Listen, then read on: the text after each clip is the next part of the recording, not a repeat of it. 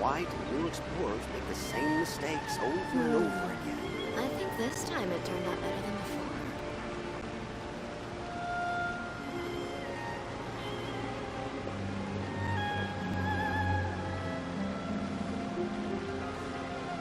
If you keep your eyes peeled and your mind engaged, you'll find there's always a new story nearby just waiting to be discovered.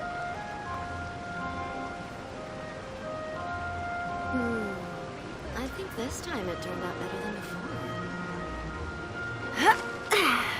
Why do new explorers make the same mistakes over and over again?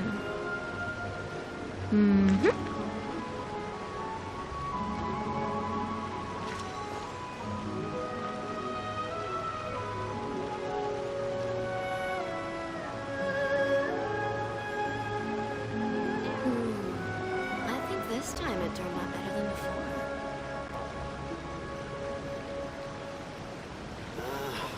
Why do new explorers make the same mistakes over and over again?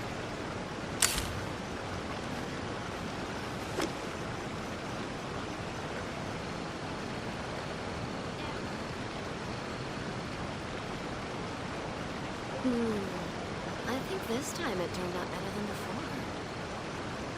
The Steambird is an excellent publication. They have many outstanding journalists and the editor in... Why do new explorers make the same mistakes over and over again?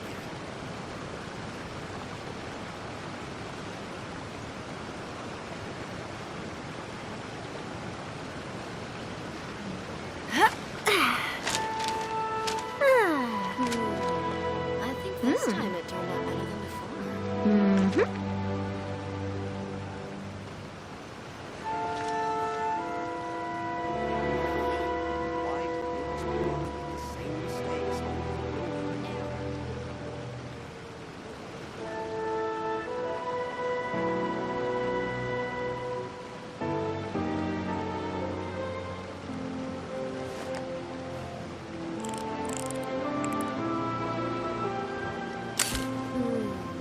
I think this time it turned out better than before.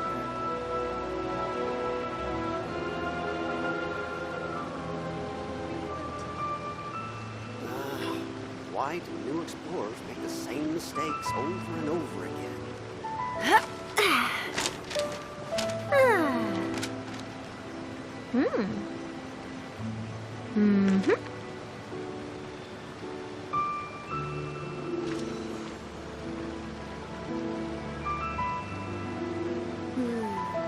I think this time it turned out better than before.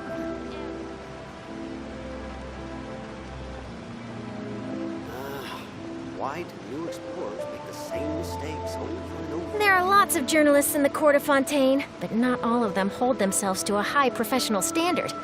If you're ever looking to do an interview, I'm your best choice.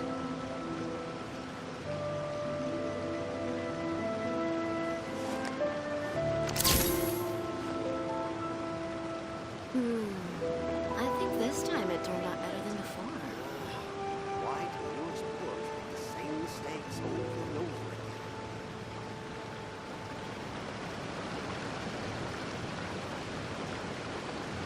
If you keep your eyes peeled and your mind engaged, you'll find there's always a new story nearby just waiting to be discovered.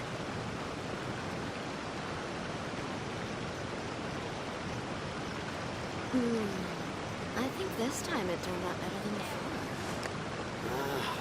Why do new explorers make the same mistakes over and over again?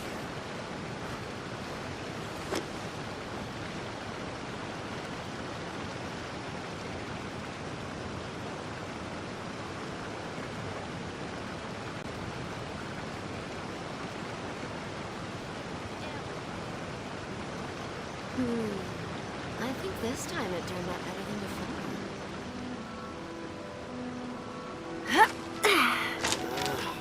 Why do new explorers make the same mistakes over and over again?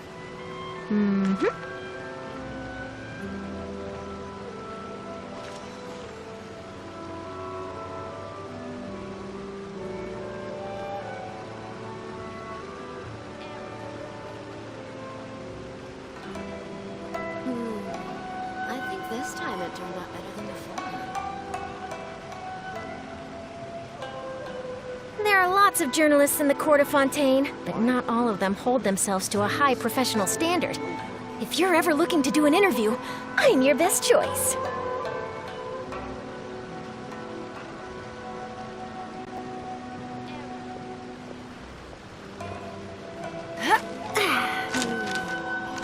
This time it turned out better than before.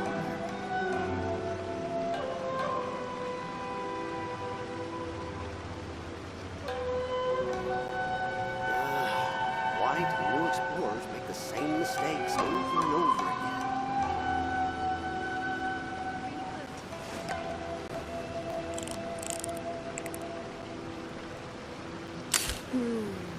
I think this time it turned out better than before.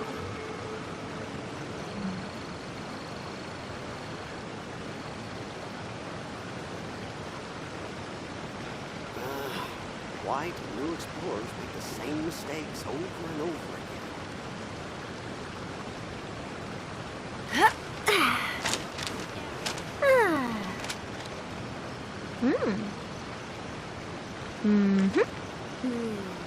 I think this time it turned out better than before.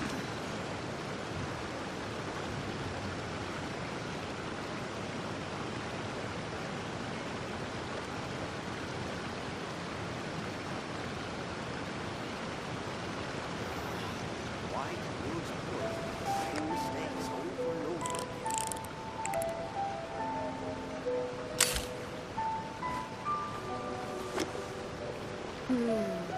I think this time it turned out better than before.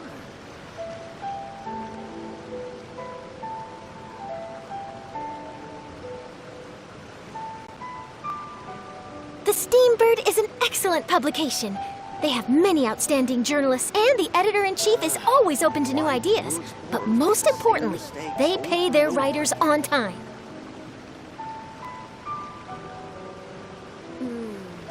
I think this time it turned out better than before.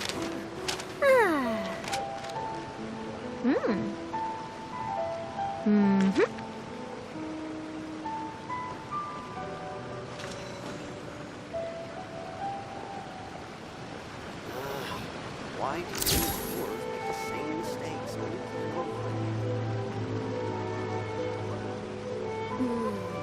I think this time it turned out better than before.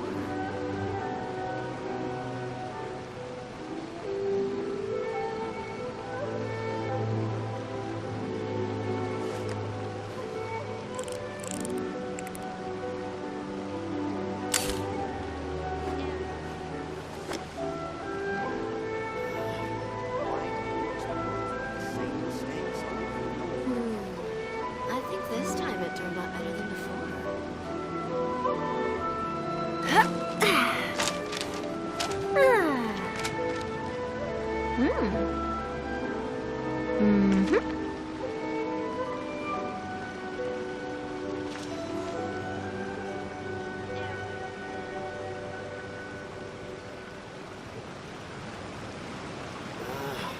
Why do new explorers make the same mistakes over and over again? There are lots of journalists in the court of Fontaine, but not all of them hold themselves to a high professional standard. If you're ever looking to do an interview, I'm your best choice.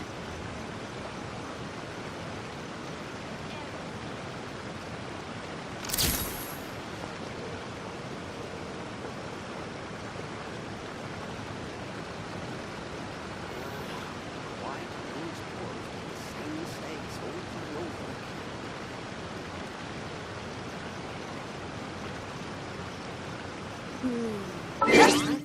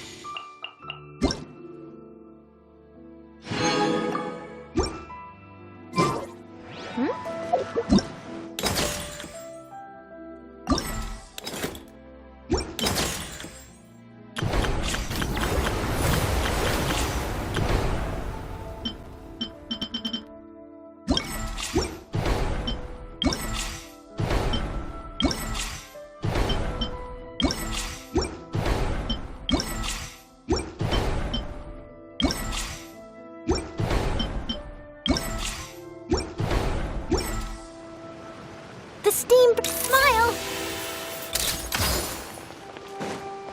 reboot.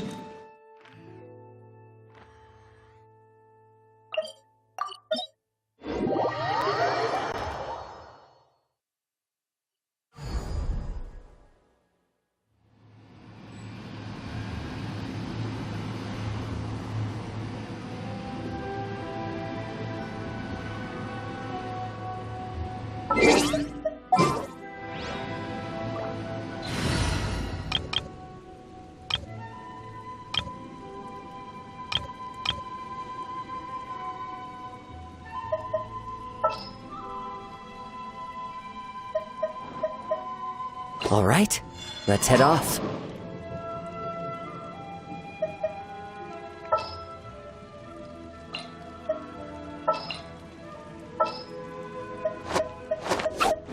All right, let's head off. Chivalry will never die.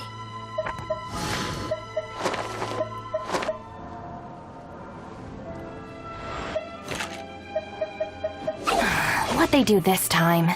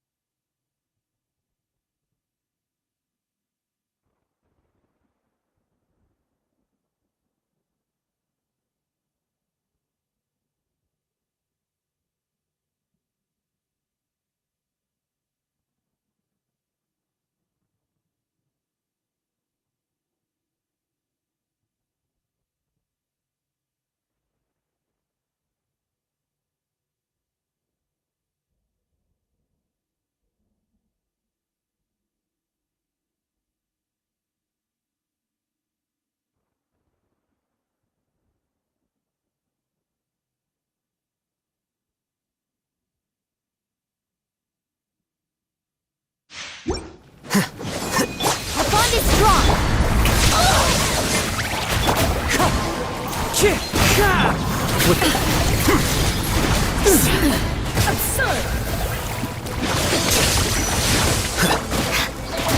I'll settle this. Get with me. One with nature. Absurd! Let the world collide! Your verdict is decided. Fallen leaves, adorn my night! Here you are. Illusions are but distractions. Our bond is strong.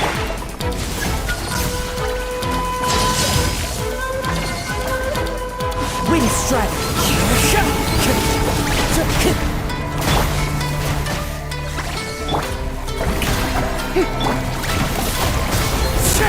Get with me. This bond is eternal. Purge all obstacles. Inferior.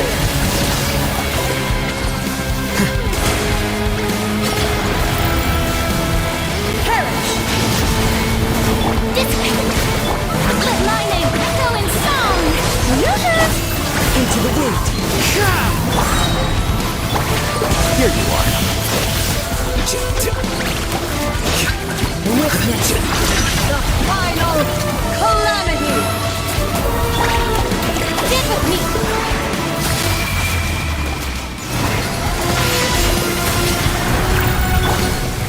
Perish. Strike a pose. In One with spirit. nature. Our bond is strong. Eternity is in my hand.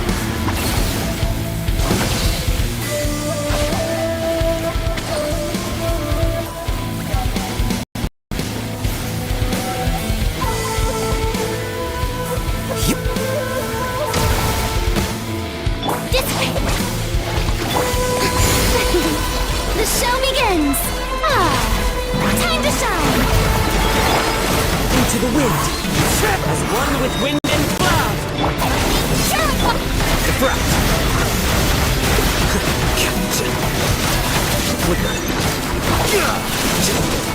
Our bond is strong. The wind melts.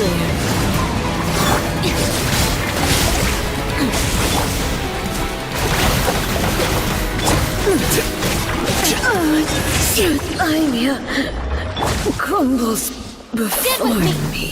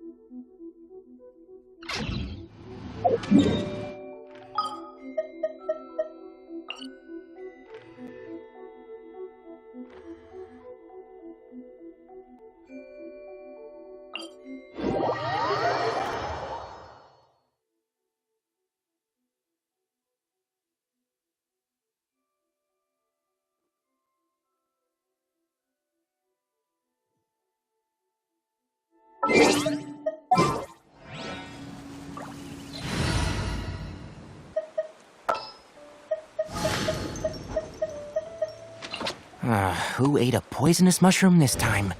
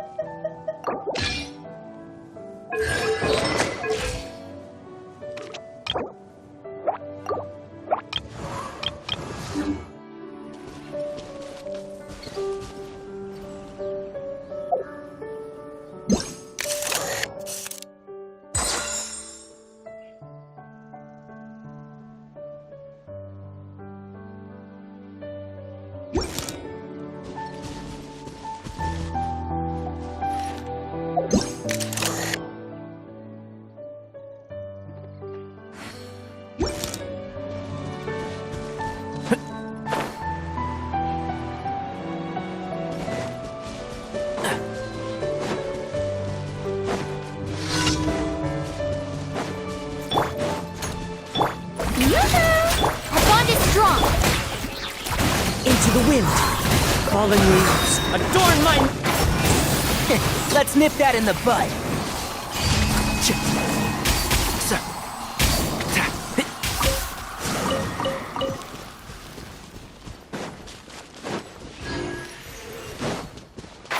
Keep up. Yeah.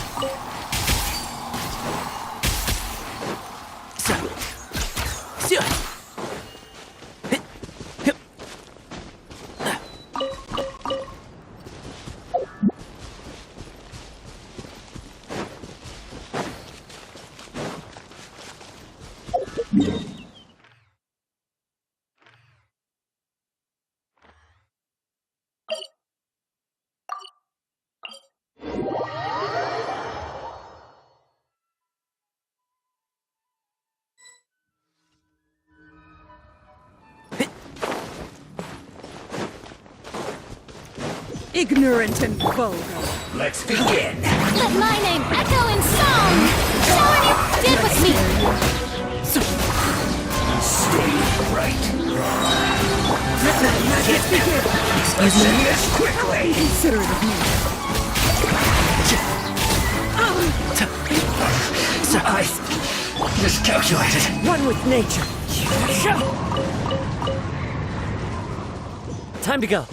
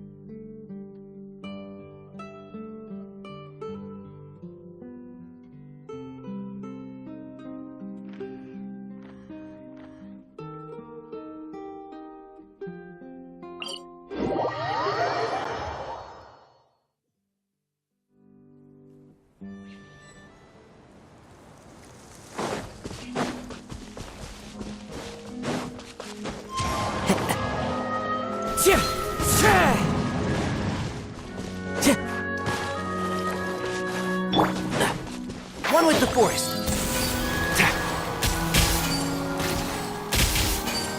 Keep up.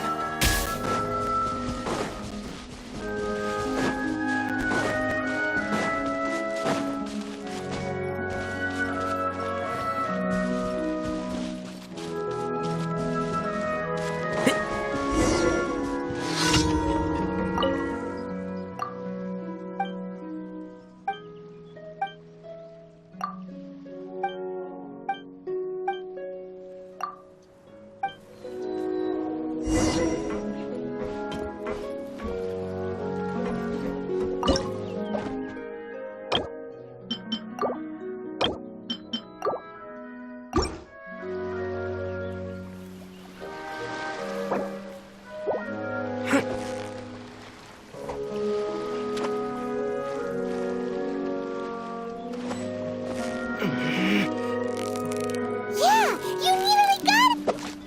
Whoa, nice catch!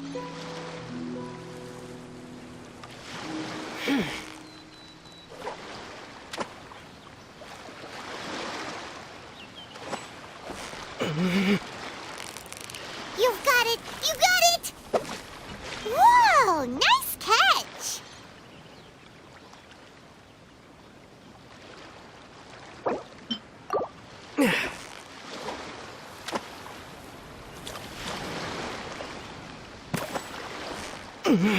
Victory is almost...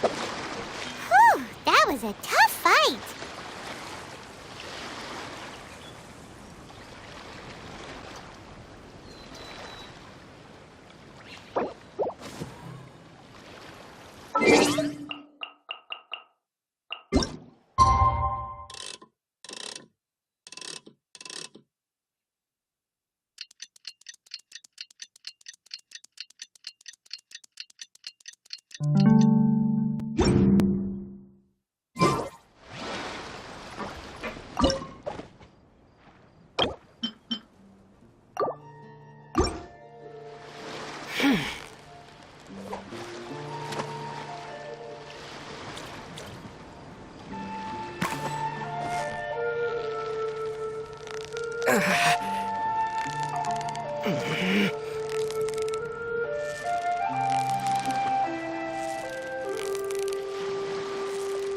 Steady now, it's the final stretch.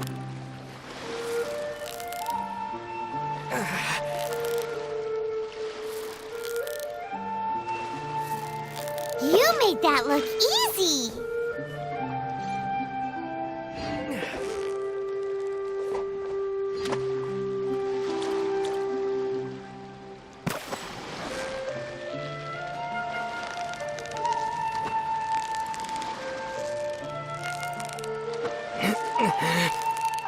So close, so close.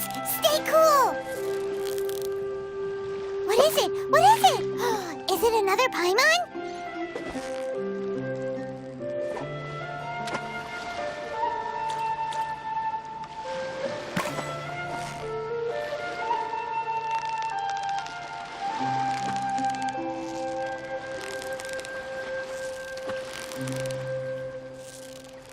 You've got it! You got it!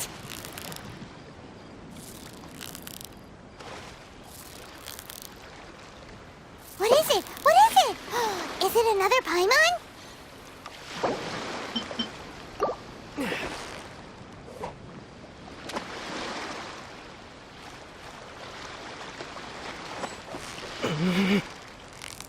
Steady now! It's the final What is it? What is it? Is it another Paimon?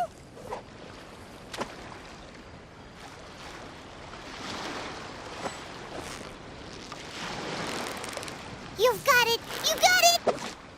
Whew, that was a tough fight.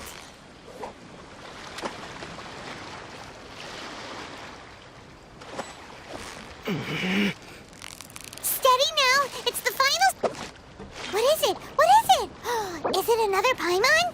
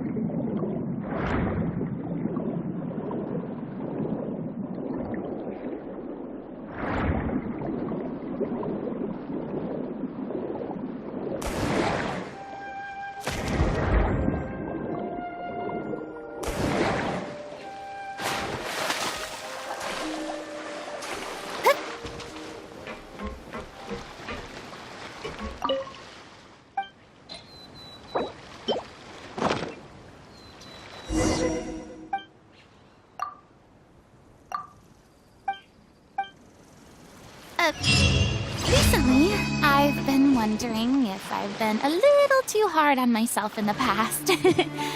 In my efforts to maintain the reserved manner of a deity, I never got the chance to enjoy my life. Which is why I've become obsessed with shopping lately. I bought many new precious things, like dazzling rainbow-colored tea bags, fully automated extendable cutlery, and a saddle especially made for riding seahorses. But in the end, I realized that most of the stuff I bought was useless. So I sent them all to the troupe to be used as props in performances. Strange. Before I bought those things, I was certain they would all be of good use to me.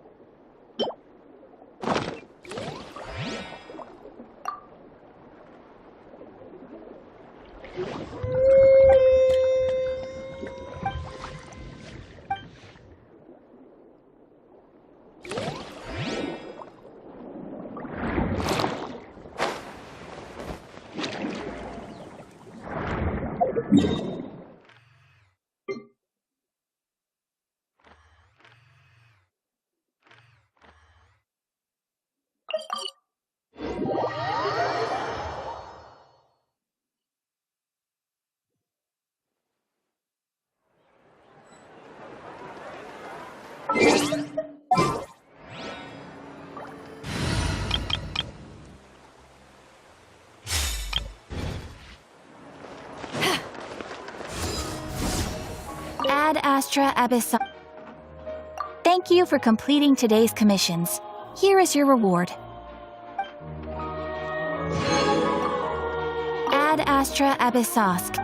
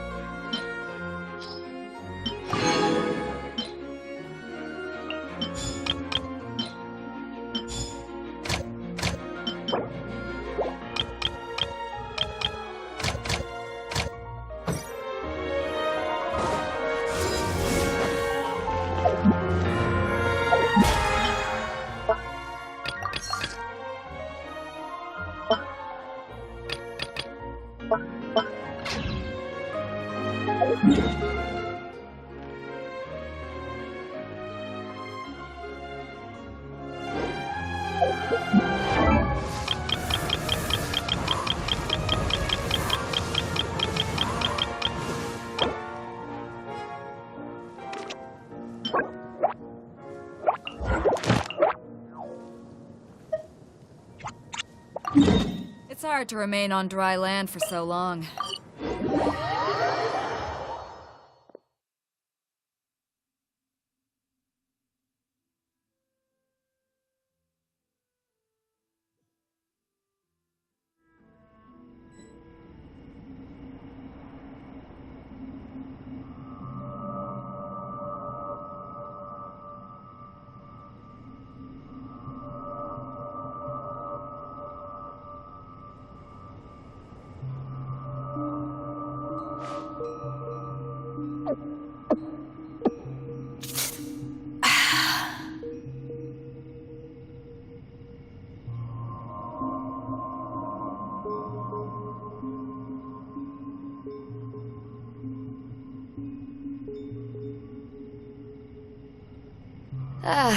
Cold beer after a hard day's work. Nothing like it.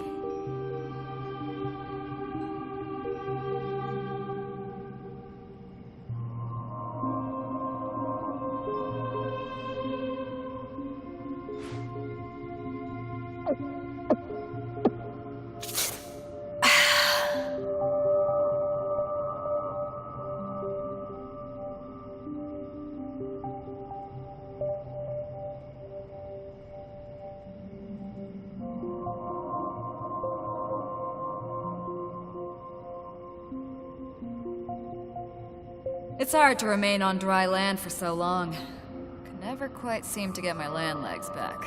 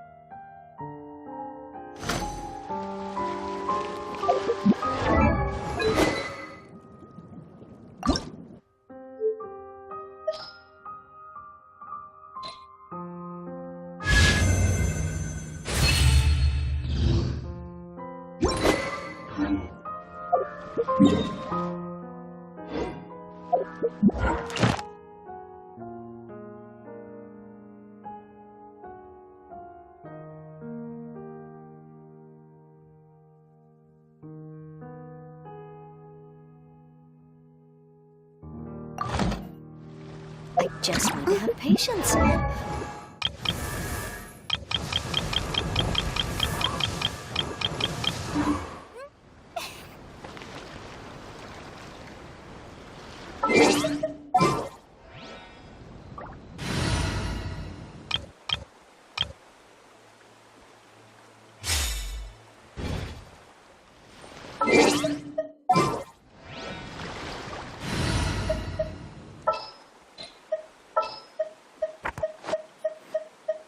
All right, let's head off. What shall we do?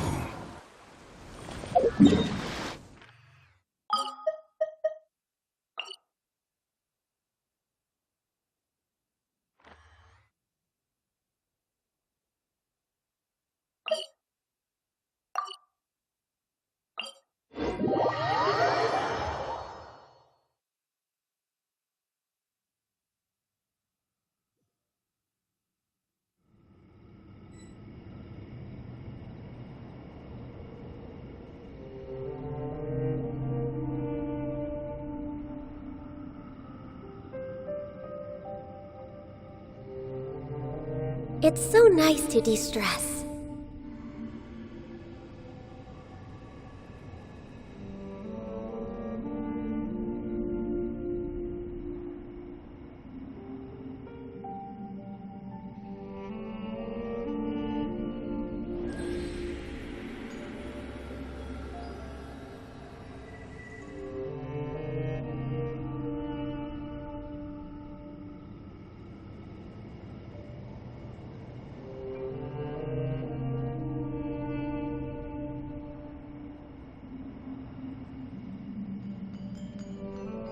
If you lie on the grass, you can feel the heartbeat of the world.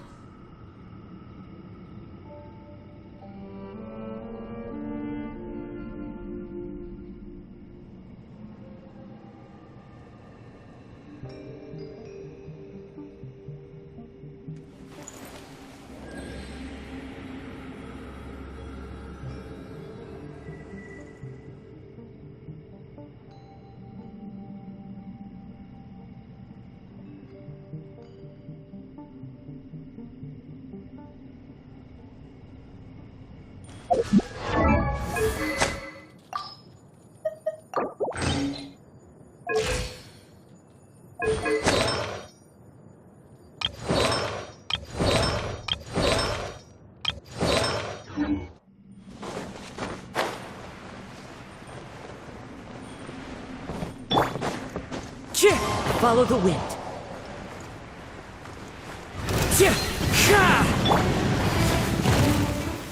Gather! Adventure time! As one with wind and cloud!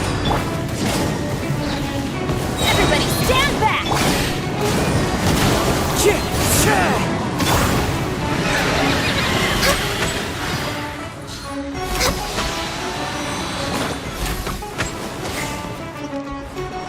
This is long overdue.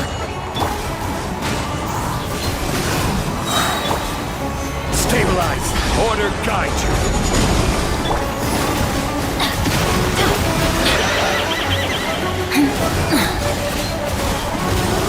Let's light it up! Adventure time! Teamwork is strength! Fallen leaves, adorn my night! Into the wind! Won't touch you!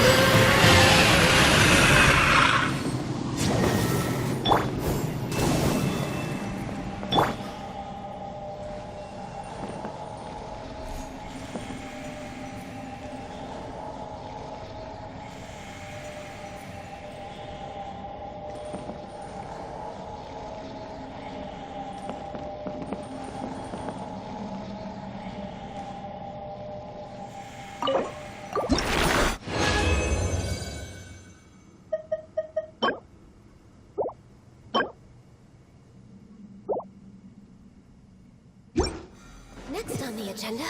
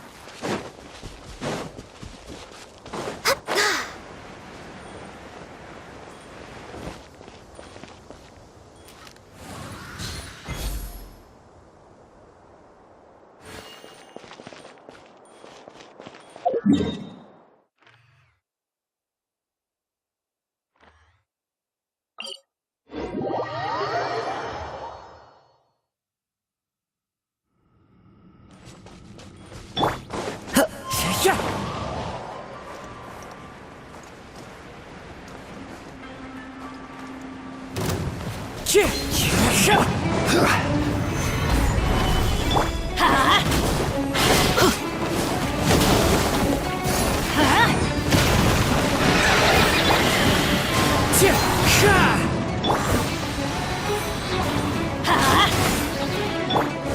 is order. Solidify. The wind knows me. Everybody stand back! As one with wind and cloud. Born of ice and frost.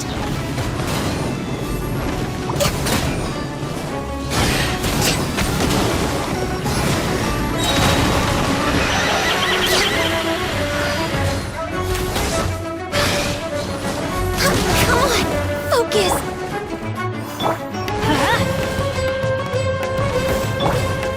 Gather.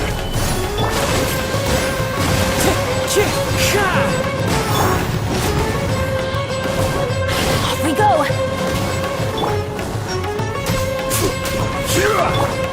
Let's light it up! Adventure time! Why do they never miss? Teamwork is dreamwork! Stabilize.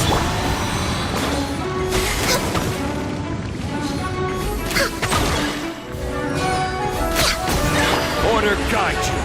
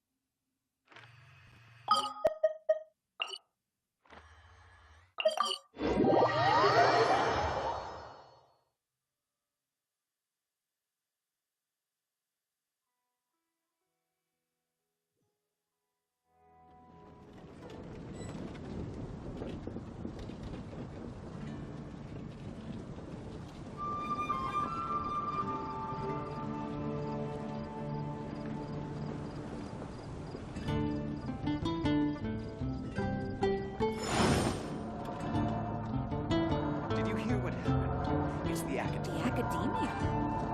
What happened this time?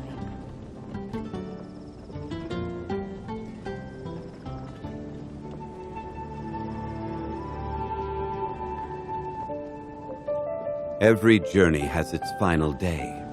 Don't rush.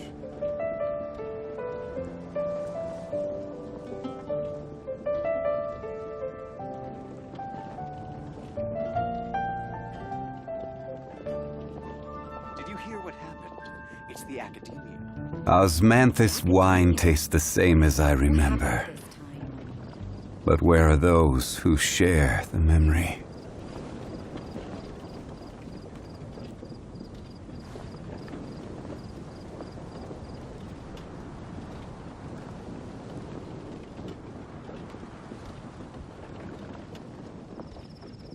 Did you hear what happened? It's The academia. What happened this time?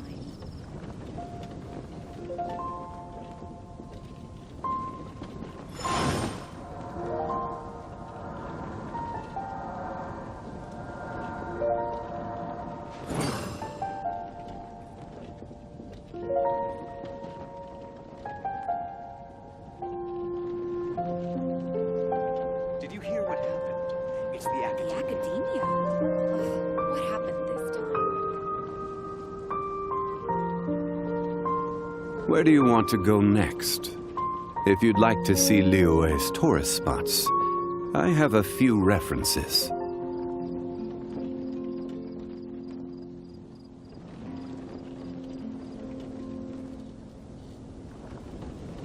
Osmanthus wine tastes the same as I remember. It's the academia. But where are those who share the memory? This time.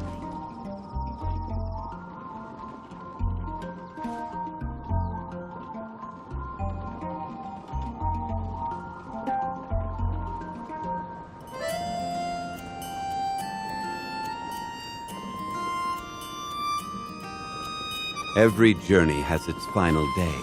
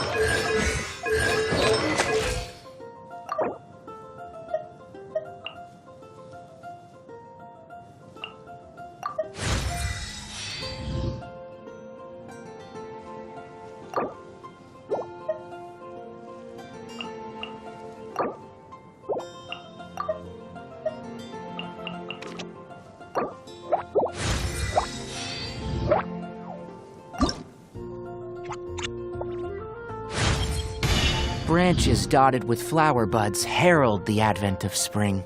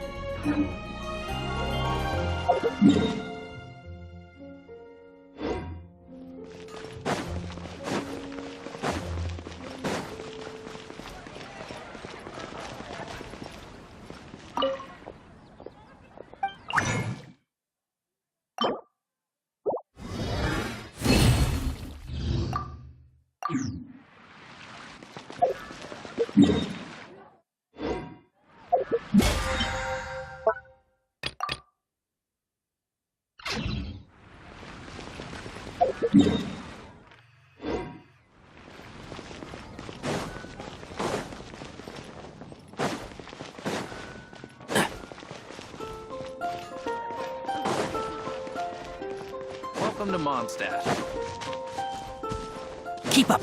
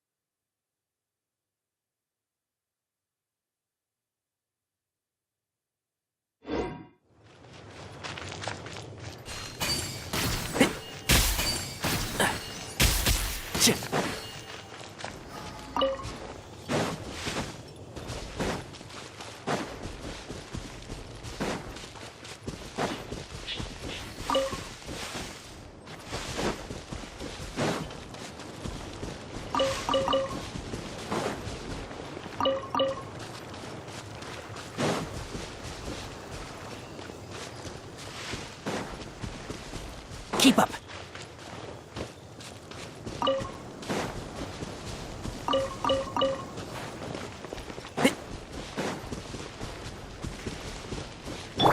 Strike a pose!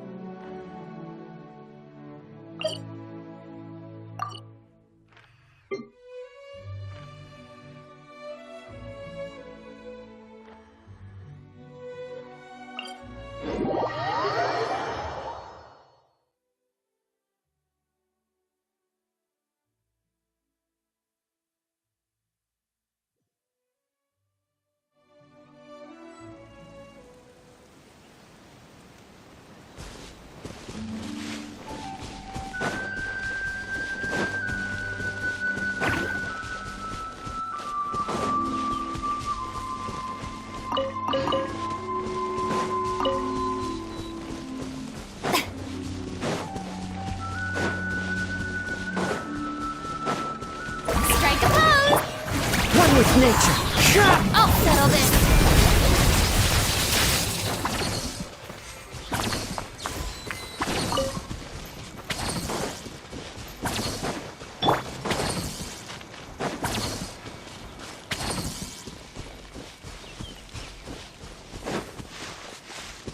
Keep up.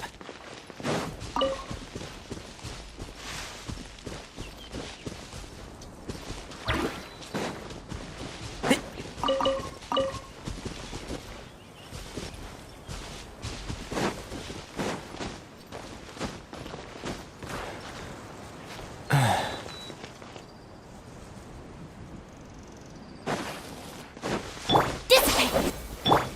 Let the world collide.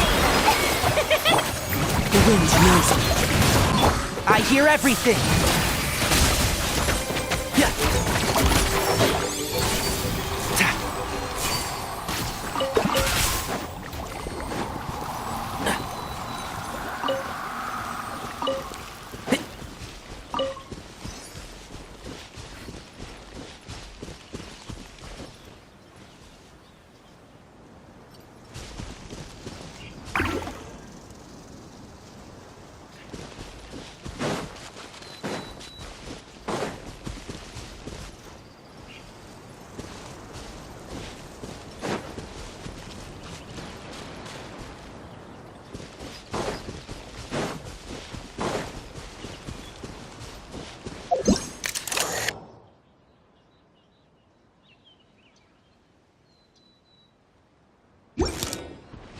Keep up.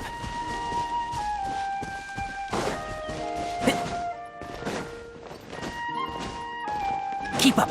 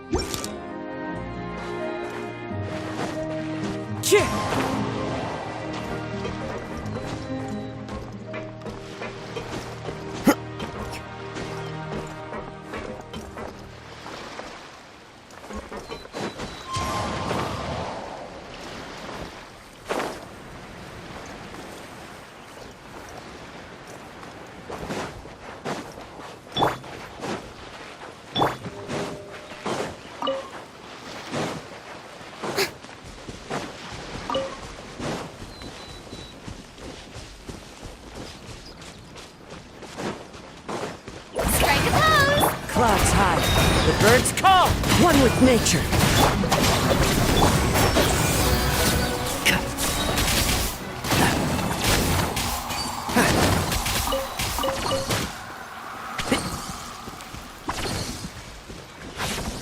Keep up.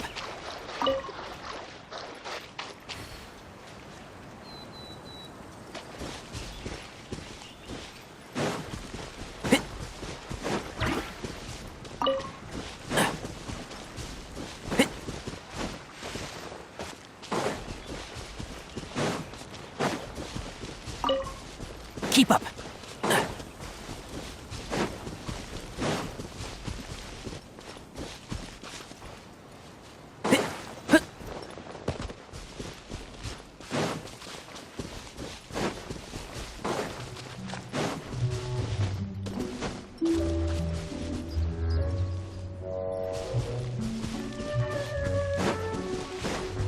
Time to go.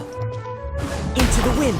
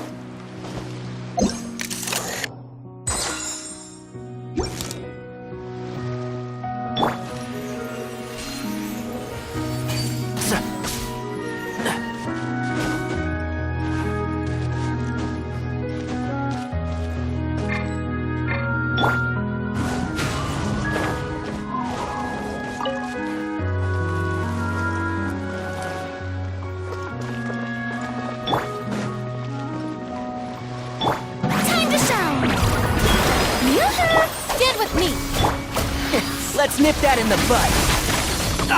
I'll bury you!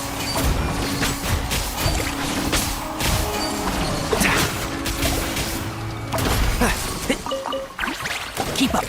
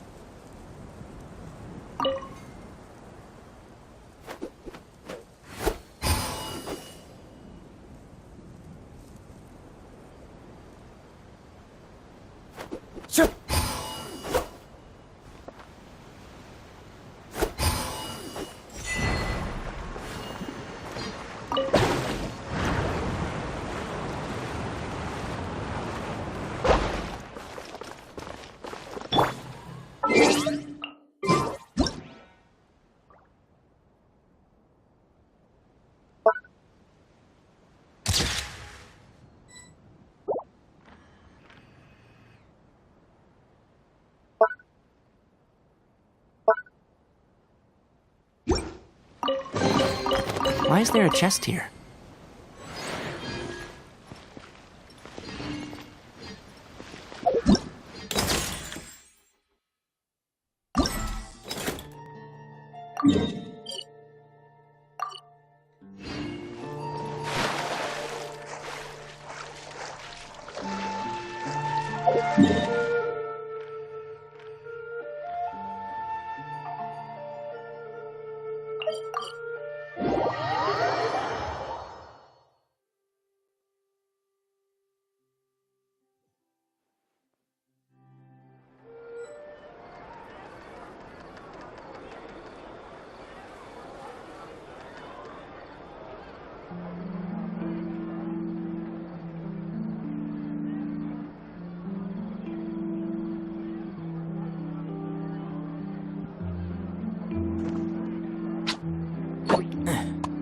There'll be an extra few. I'll think about it.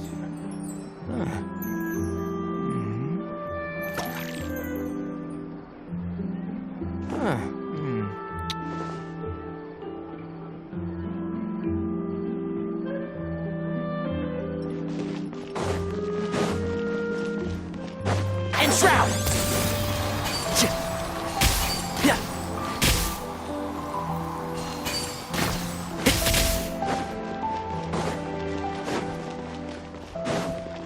Keep up.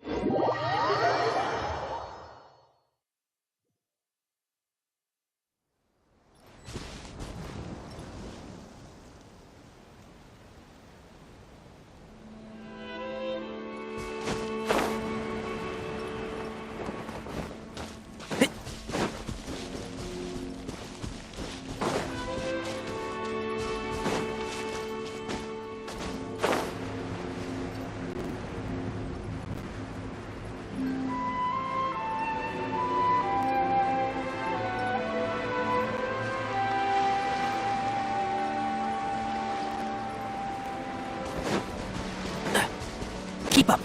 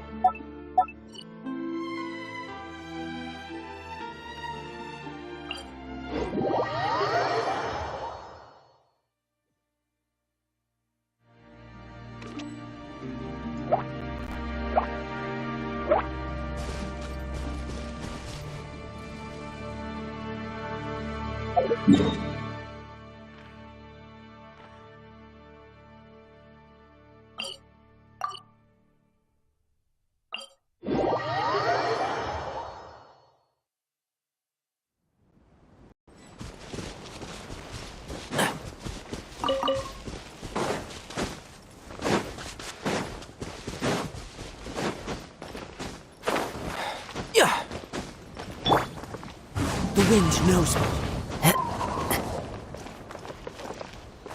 I'll uproot you!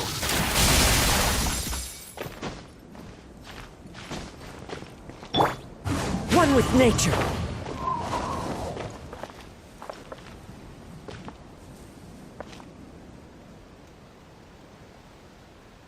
Into the wind.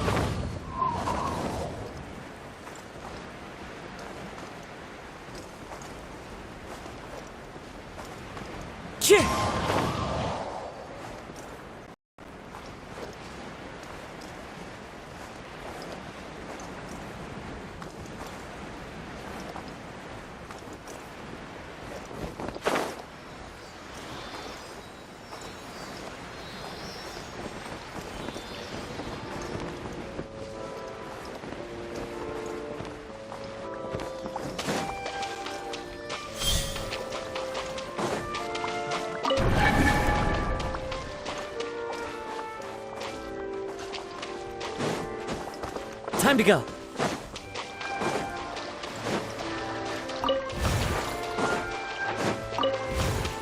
Lightning terrified!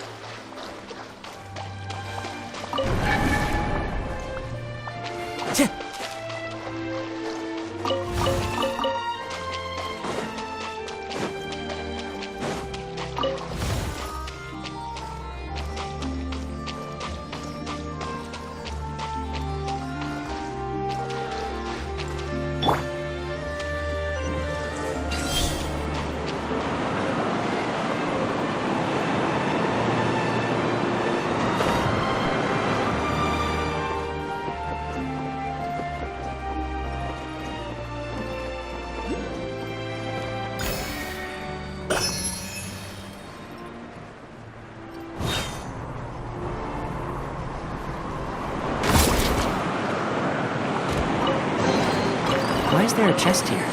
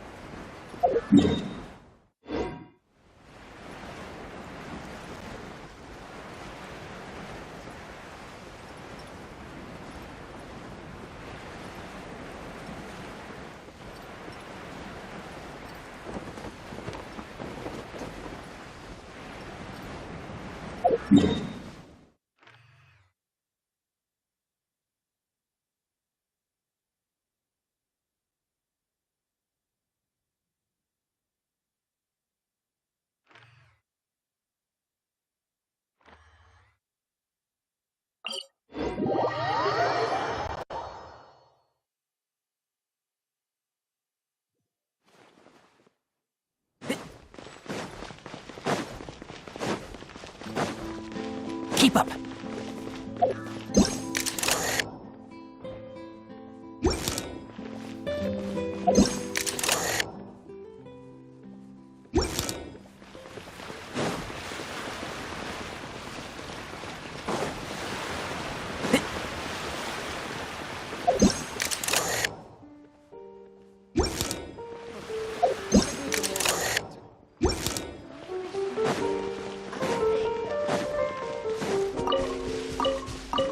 Keep up.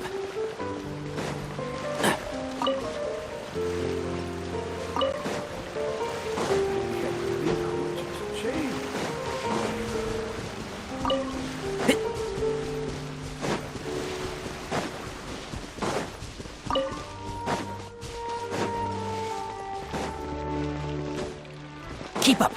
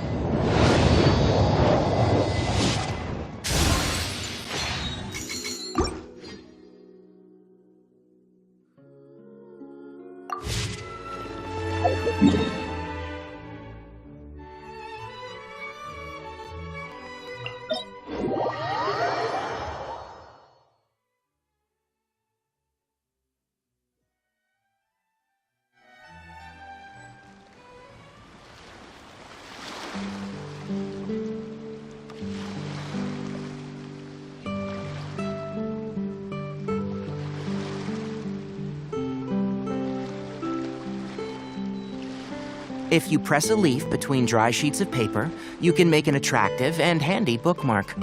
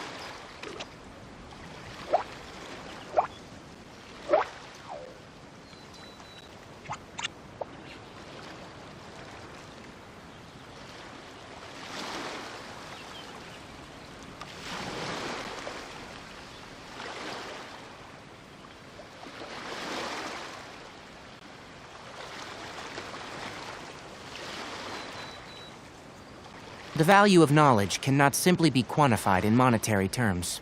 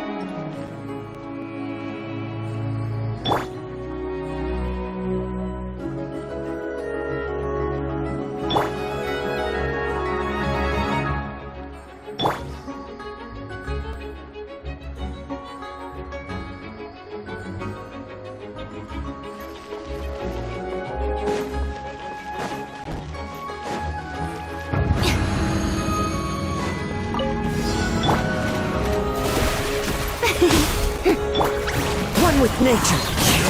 Our bond is strong. As one with wind and cloud. Can't see?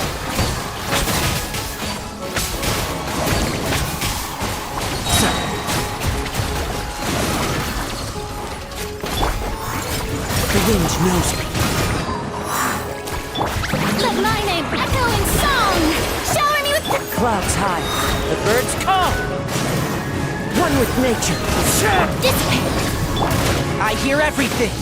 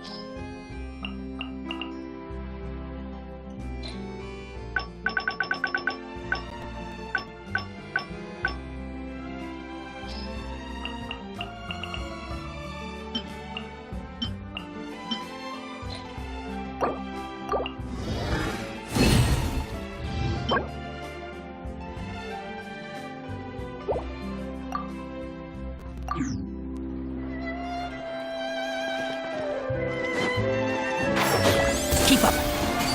Yeah.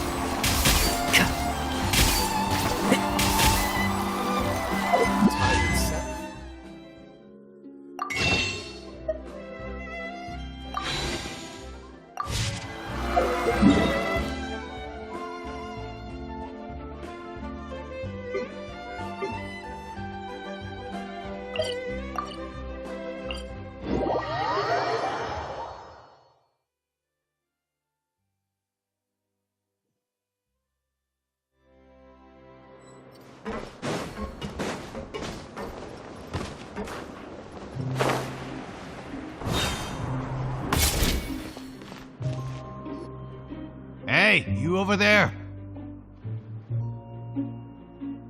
Yeah, you. Say, do you like playing card games? You know, like Genius Invocation TCG? You TCG players are like mint in the wild, literally sprouting up everywhere. Hey, come on now. What's wrong with finding fellow Invocation aficionados? Anyway, care to join me for a game? All right. No pressure. But why would you be looking for people to play Genius Invocation in a place like this? Don't people usually come here to fight? Whether you're throwing down cards or throwing punches, it's all a competition, isn't it? It's all the same in my eyes. There are lots of card players here in the fortress. When I saw you, I immediately thought, hey, even outsiders from other nations play cards. so I came over to say hi. Sure. Great! Since you've been here longer than us, you need to flex your seniority a little bit, right? Maybe you could start by telling us newcomers some stories about this place. I thought you would have already heard everything by now. All right, then. Did you have anything specific in mind? Or do you want me to just pick a topic? Why don't you pick? We'll let you know if we've heard it already. All right. Have you heard any strange rumors since you've arrived? Then, did you know that there are some people who are always gossiping over in the corner? There are two guys who are always skulking around in the corners of corridors gossiping. The bigger guy is Quisto, and the skinny one is Lavaro. People call them the Bombshell Bros. I never really found their gossip very mind-blowing, and it's pretty much just the same stuff that I hear about when I'm at work every day. If you're interested, you can go talk with them. They tend to talk a lot of nonsense, but they aren't exactly bad. Good to know. Do you have anything else to tell us? Let me think. Sounds like you want to hear something a little more tantalizing. Oh, did you know that the Duke was also a convict in the fortress of Meripede before? Huh?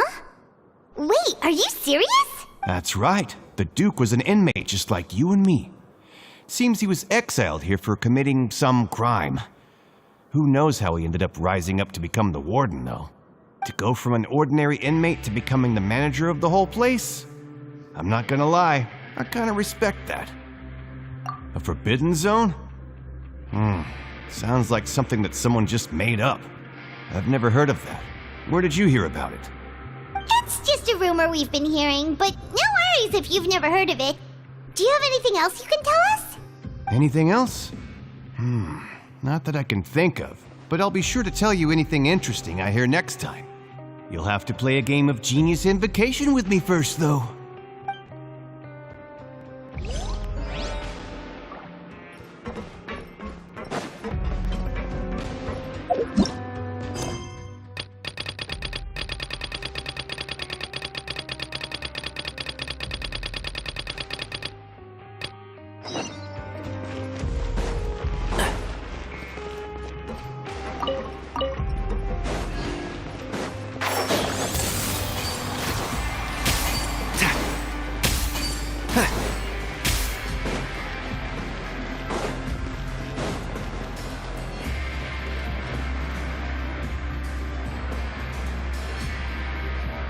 Look! There are some people talking over there! Let's listen in on the conversation.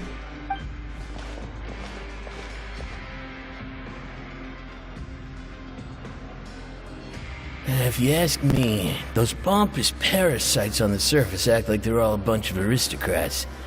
Do any of them give half a hoot about a bunch of dogs like us? Hey, speak for yourself, mate. I'm no dog. Oh, you think you're special or something? If you're here, then you're just a convict like the rest of us. I've heard that even if you're released after serving your sentence, going back to life on the surface ain't any better. Once a criminal, always a criminal. We're marked for life. I don't buy that. Hey, how cool would it be if the whole world was destroyed by a giant flood and everyone had to start over from nothing? What kind of filthy bilgewater are you spewing? I have family up there. You best shut your sewer hole with talk like that. Listen, things ain't so great on the surface, but who says that you have to leave? I've heard that you can still stay here and work even after you've served your sentence. Not bad if you ask me. Who wants to live in the ruddy overworld anyway? And what makes you think they'd want to hire someone like you? It's one of the great mysteries of the universe, how someone as useless as you is so confident. Whoa. Sounds like they're really unhappy about the overworld. Speaking of which, Paimon never heard anyone use the words overworld or underworld when we were living up there. Is that only something the inmates down here say? That's true.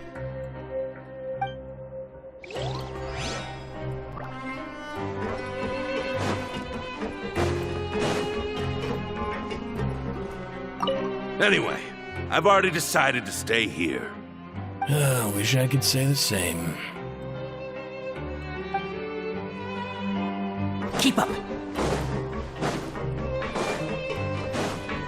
And shroud.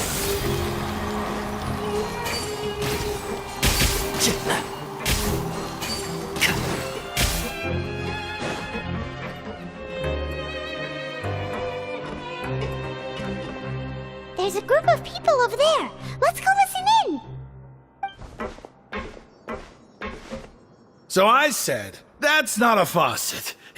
Hey, who are you two? Why'd you come over all of a sudden? Oh, sorry for eavesdropping. Sounds like you were talking about something private. What's the matter? They're just looking to join in on our fun, that's all. Hey, don't pretend like it's okay for them to just interrupt us like that. Yeah, fine. You're lucky we don't mind extroverts that much. You hear that, Quisto? What nice! Your expressions tell me you're looking to hear some juicy info, am I right? But before that, it just so happens that I know you two. Really? Are we that famous? You're kidding. How often does anyone get a personal tour led by His Grace himself? Practically everyone was talking about it. Word has it that you also caused quite the kerfuffle. A little mistake, huh? I like the way you put it. You see, people with a good attitude can join our group anytime, unlike some of the others here. Your group? I'm Quisto, and this is Lavaroon. People usually call us the Bombshell Bros, but don't worry, we're not playing with bombs or anything. It's just that our information is always so explosive, and we blow minds on the regular. So, you two really like to gossip? Whew, you sure know how to embellish. No, you don't get it. Knowing intelligence will make things better for you here. For example, knowing who's working with whom, who has the latest rumors, who's not getting along. Wouldn't you like to know all that? Whoa, all this info's worth something, you know? You should prove you're worthy of it. I don't mind him. Quisto's always this way. Just play nice and say something to massage his ego. The welfare meals. Talk about the welfare meals. Right! That meal we had yesterday was super delicious. Paimon can still taste it whenever she closes her eyes. Is that so? To tell you the truth, I've been helping out with making those welfare meals. I've been working as a kitchen assistant for about a month and a half now. Oh, so you're the one who made those delicious steaks. Amazing! You could be a professional chef. You are correct. I am a true professional. In fact, I even went to culinary school. But enough about that. Since you like my cooking, I guess that means we share similar tastes. Listen carefully. This little bombshell will help you learn what's really going on here in the fortress.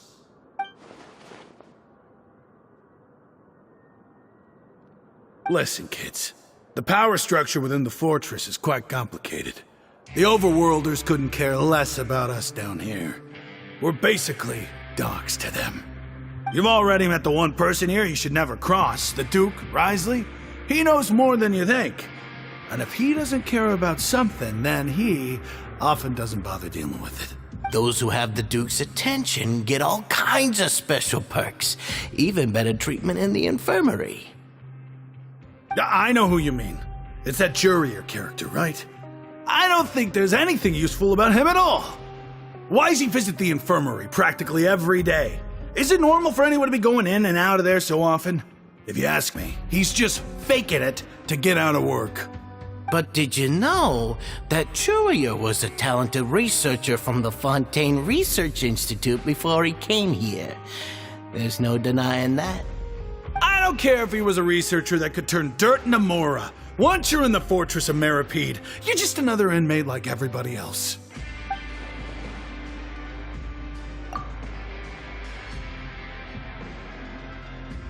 Speaking of which, the last time I saw him, he was passing by the corridor with Lorvine.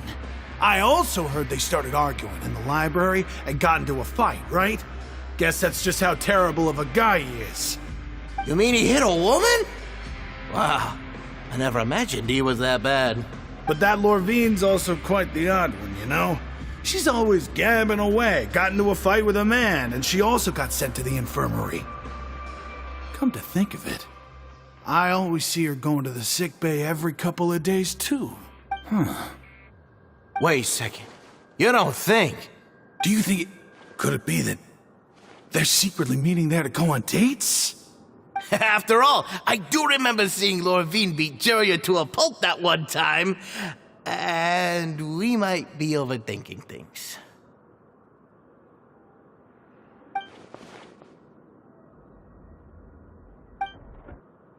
Okay, we've talked to just about everyone, and it's about time for us to go meet Linny. According to the card he left us, we should go meet him in the production zone. Keep up.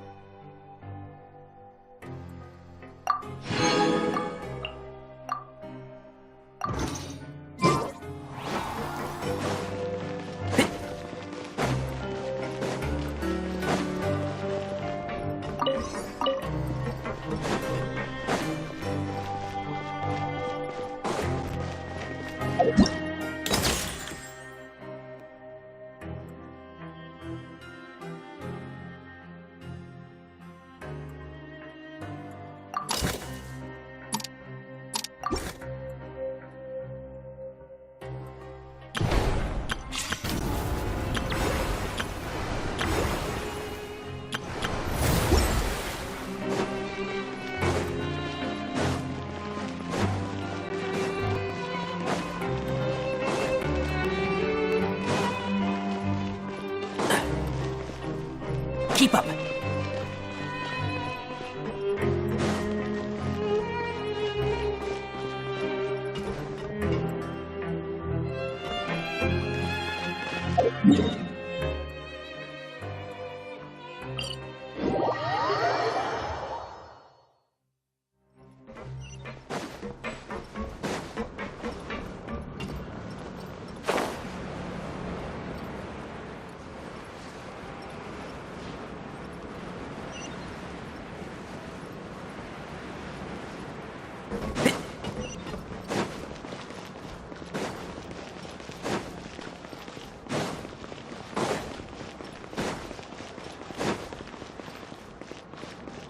Keep up.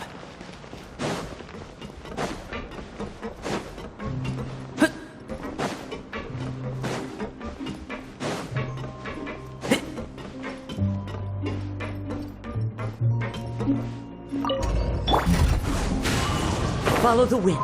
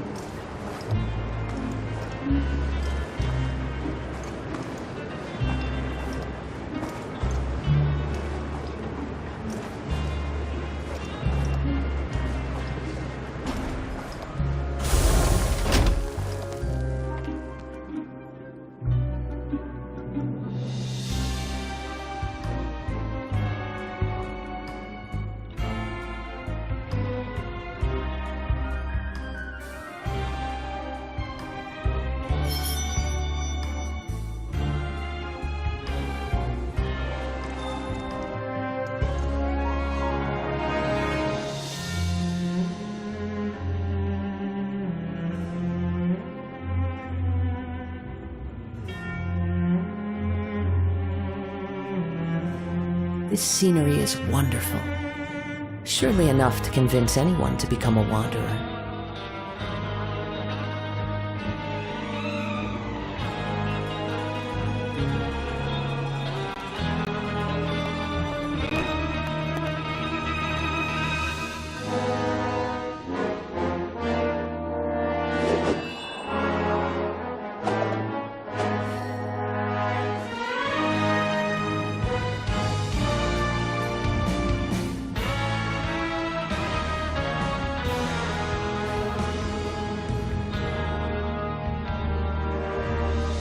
Wherever in this world I roam, carry memories of my home. This blade, it is the last link I have to the land of my birth.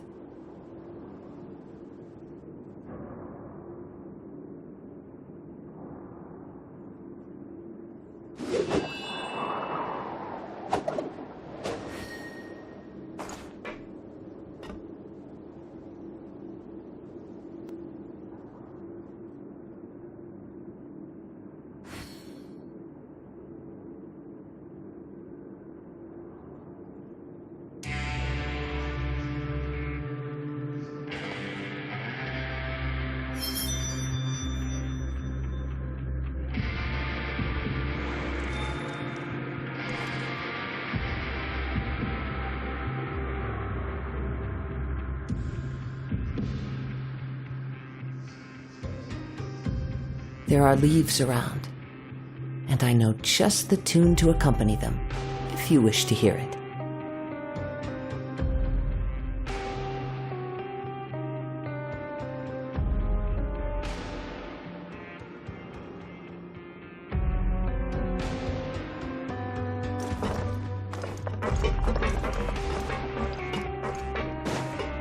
Time to go!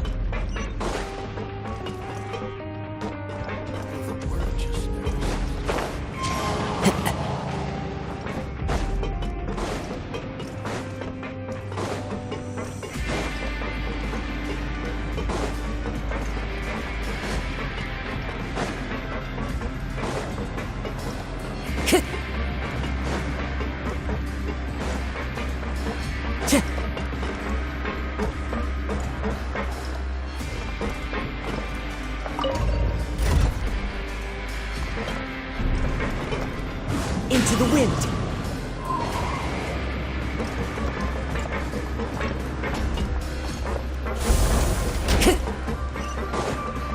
Time to go!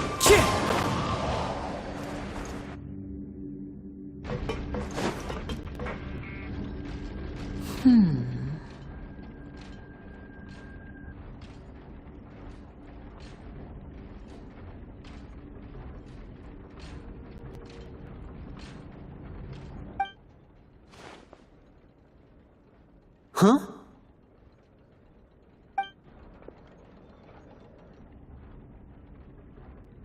That look in your eyes. You found something?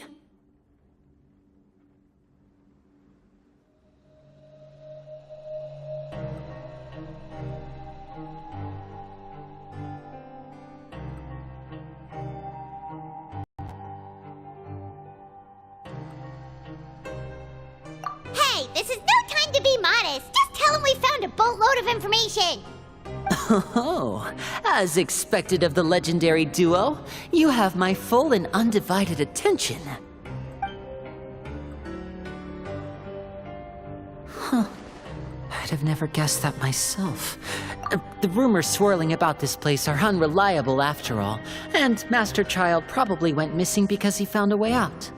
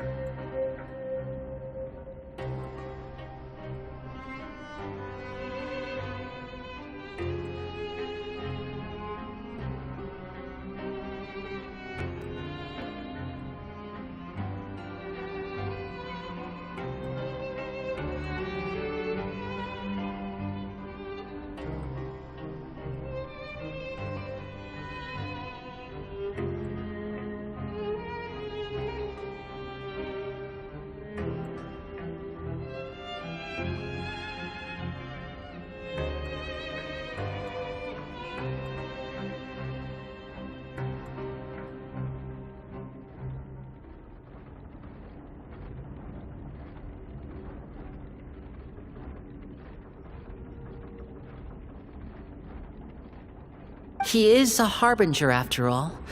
I suppose he's much more resourceful than I initially gave him credit for. Unfortunately, this isn't enough for our final report to Father. We need to find out Master Child's exact whereabouts. Father told me that even though Master Child said he was just coming to Fontaine for a vacation, he actually had some personal reasons. His agenda might be linked to his disappearance.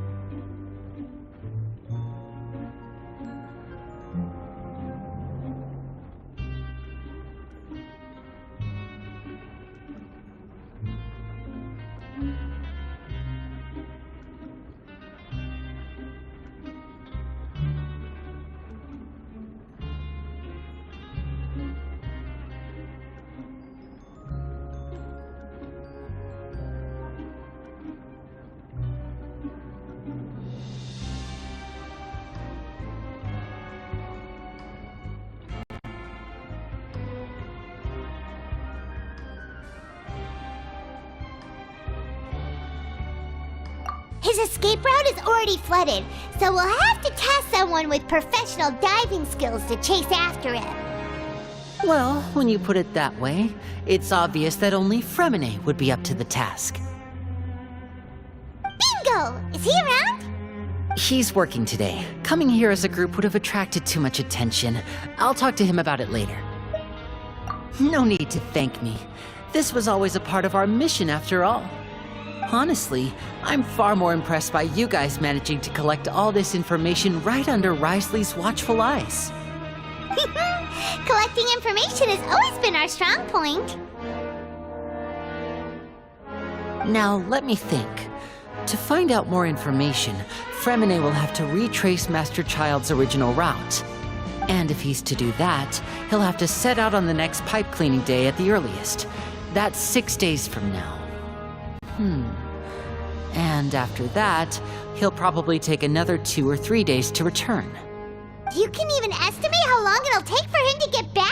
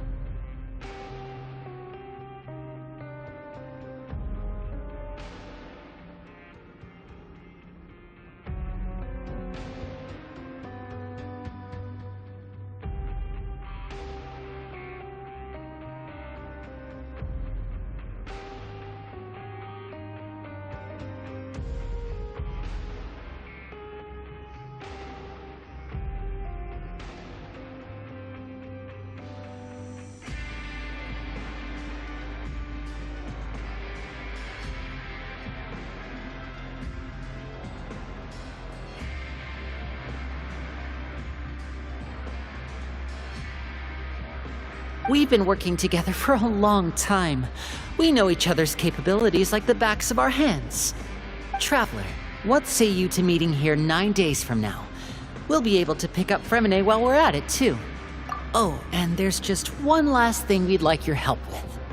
Though we can just sit back and wait for Fremine's report on Master Child's whereabouts, we still need to make more progress on the investigation of the Forbidden Zone.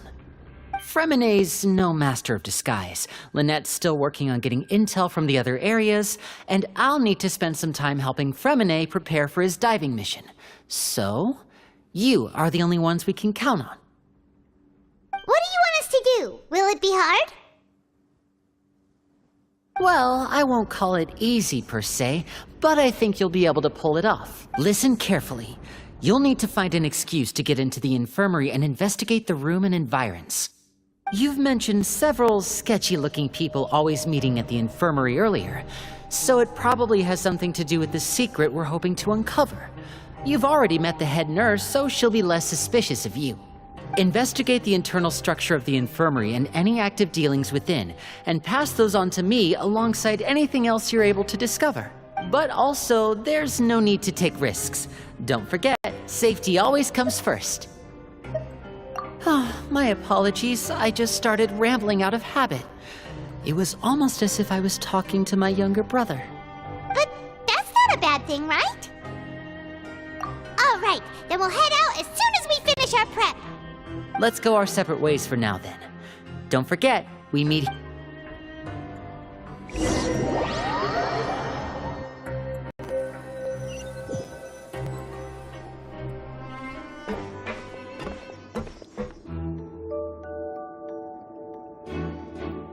Hey, stay here for now. Paimon will take a peek.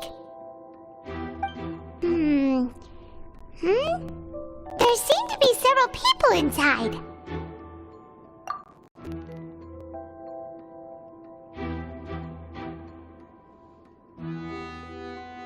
Right. I feel like It's not impossible.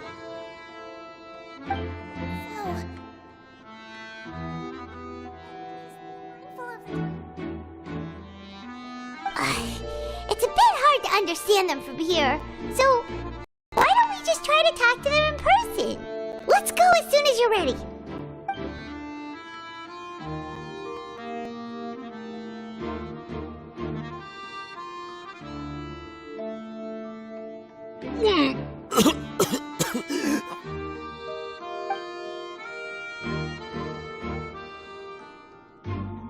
Someone, please help! He's sick!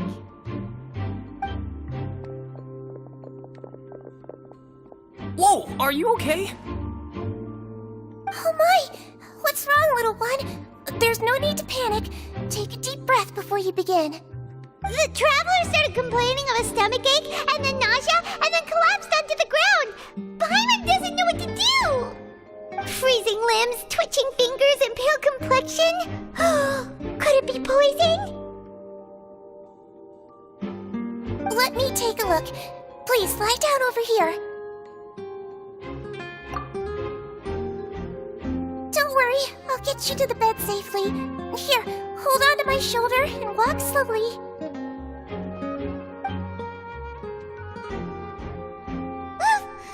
You can do it, traveler! Don't apologize. You're sick after all. Now, please relax. I'm just going to do a preliminary checkup on you.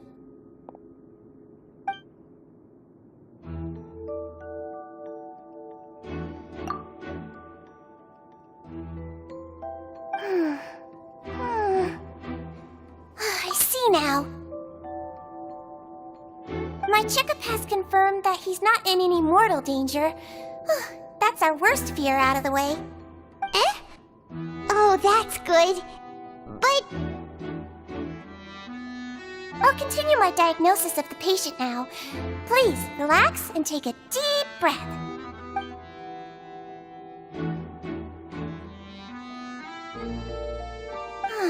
Don't sense serious damage to your organs either. Does it hurt when I press here? And here?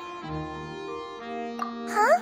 But based on my initial checkup, there shouldn't be a problem here. Oh, how strange.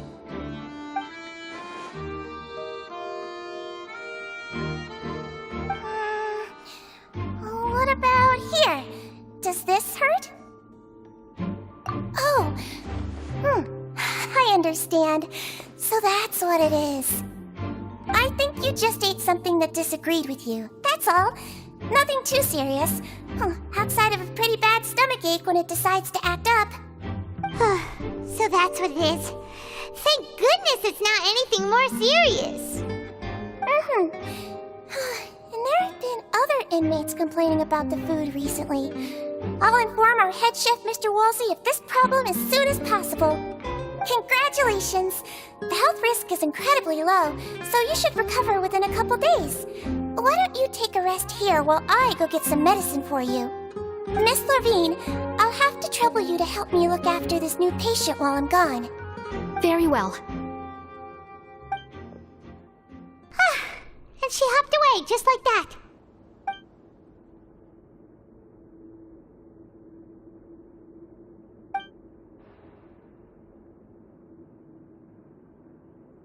Hello. So how are you feeling now?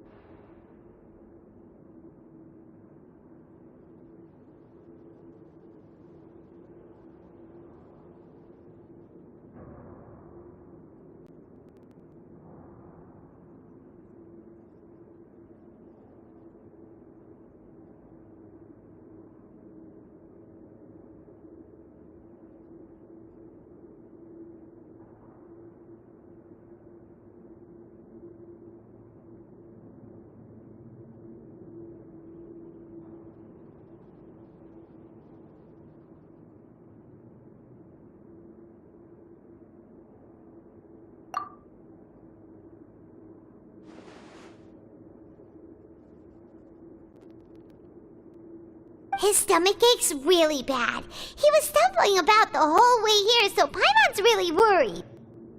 If Miss Sijuin says it's not a serious problem, then there's no need to worry. She's the best medic we've got down here. But it also looks like she's the only medic you've got down here. Well, that's true. What do you mean, that's true? That's really misrepresenting the situation. Of course I can't speak for the whole fortress, but it's not like everyone imprisoned here is useless, you know? Though they may have committed crimes and gotten locked up here as a result, they still know a thing or two about medicine, and they help Miss Sijuin take care of the sick and injured. Yeah, you're right. But did you have to lecture me about it in front of another patient? Aren't you a patient too? Where did all your energy come from? That's correct. Sorry, I got a bit ahead of myself. Are you two also sick? We've been sick a while.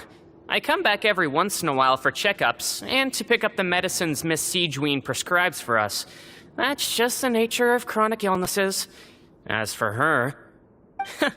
you could say she fancies herself as Miss Sijuin's capable helper because she learned a bit of medical knowledge ages ago. Please watch your mouth, Mr. Jurier. Don't forget that you are the primary reason I have frequent heart palpitations. Hey, don't start arguing now! Please, keep it civil at least!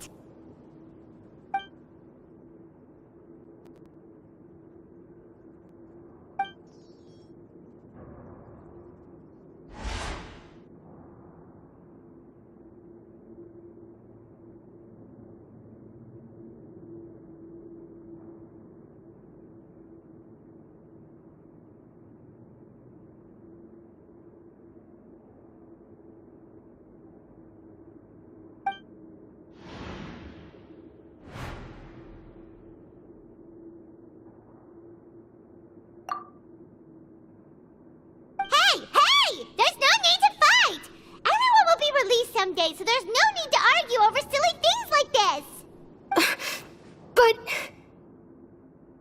this! Release. It's way too early for us to even think about that. And who the heck knows if we'd even be able to continue our previous lives?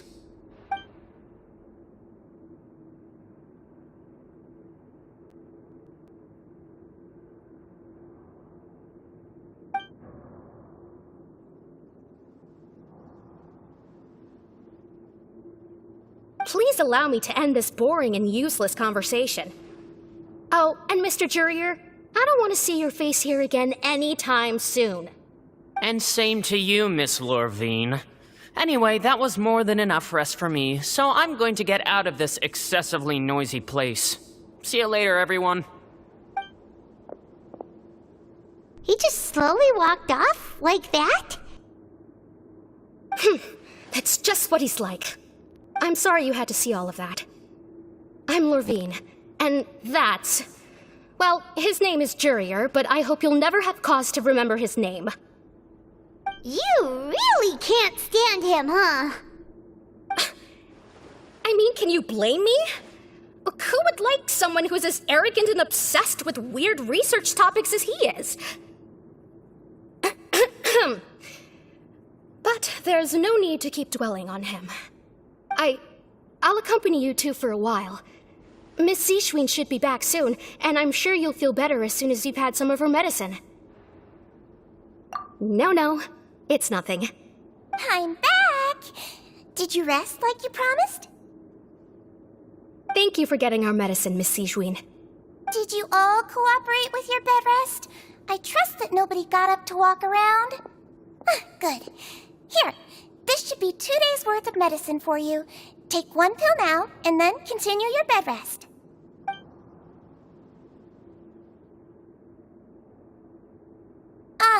Miss Levine, I left in a bit of a hurry just now.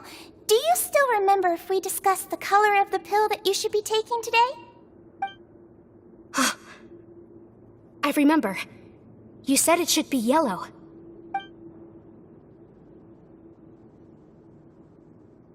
Yellow, huh? I understand. These are yours. Please, make sure to go to bed early after taking them tonight. You'll benefit from a good night's sleep. All right, then I'll also be on my way now. I hope you feel better soon, too. See ya! I'm going to fill out your medical record now. You're widely known as the Traveler, right? I just want to double-check a few details, if that's all right with you. Those two made quite the commotion just now, so why don't we let the Traveler rest? Paimon can answer the questions instead. So his primary symptoms are abdominal pain with secondary symptoms of nausea. Is there anything else? That's it. All right then. Is there anything we should know besides to take the meds? No, his base constitution is quite good, so I'm sure he'll recover quite quickly after taking the medicine. Please make sure to stick to bland or less stimulating foods, and don't stay up too late at night. Got it. Paimon will hold the Traveler to that for sure.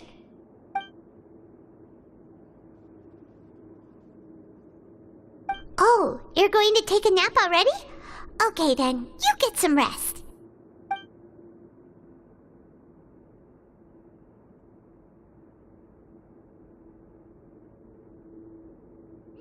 We've been to lots of places together. He may look a bit under the weather now, but he's actually super strong. So you're the best of companions. Well, don't worry. He'll recover soon.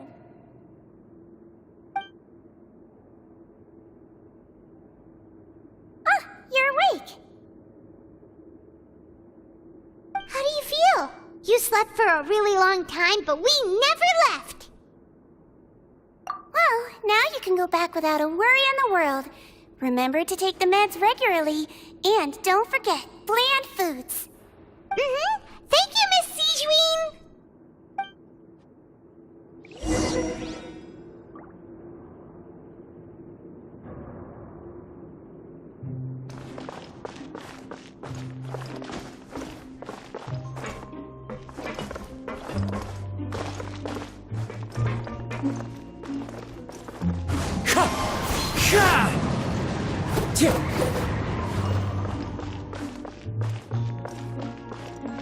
Seems like a lot of people have been coming down with an upset stomach lately.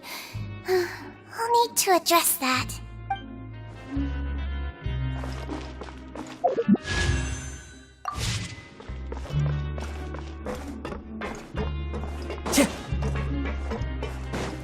Time to go.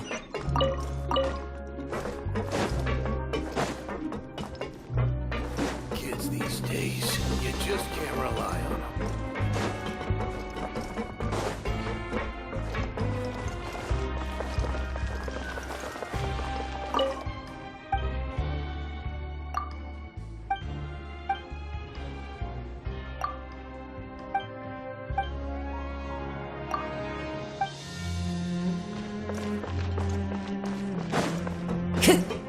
Time to...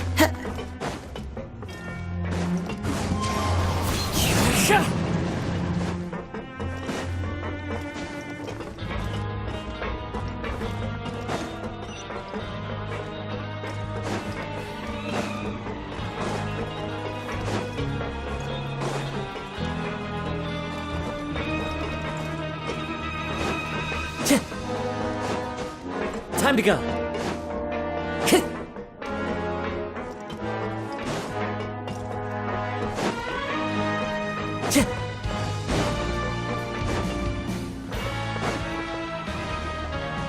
You really are something. To be able to fall asleep like that and even sleep talk the entire time, you scared Paimon half to death! No, but you kept mumbling things along the lines of, Pyron, go take my grilled fish and put down the Adeptus Temptation now! Paimon talked with Sigewinne the entire time you were asleep.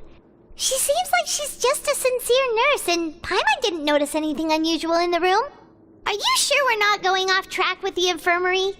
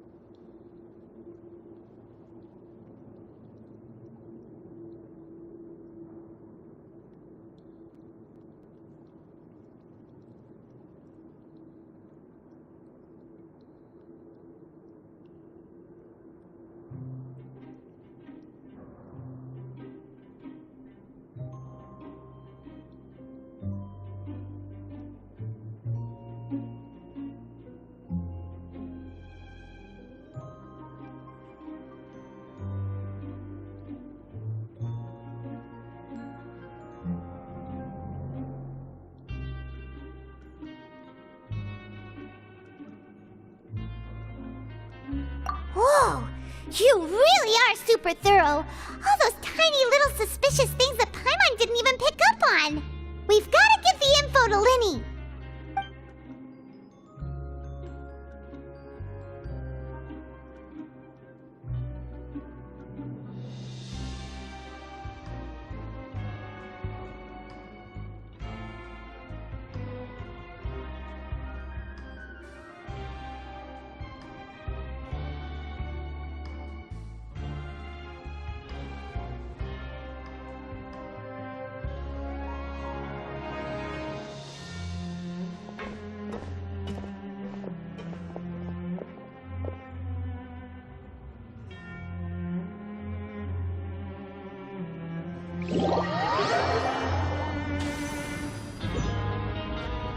Today's the day! Let's go meet up with Linny!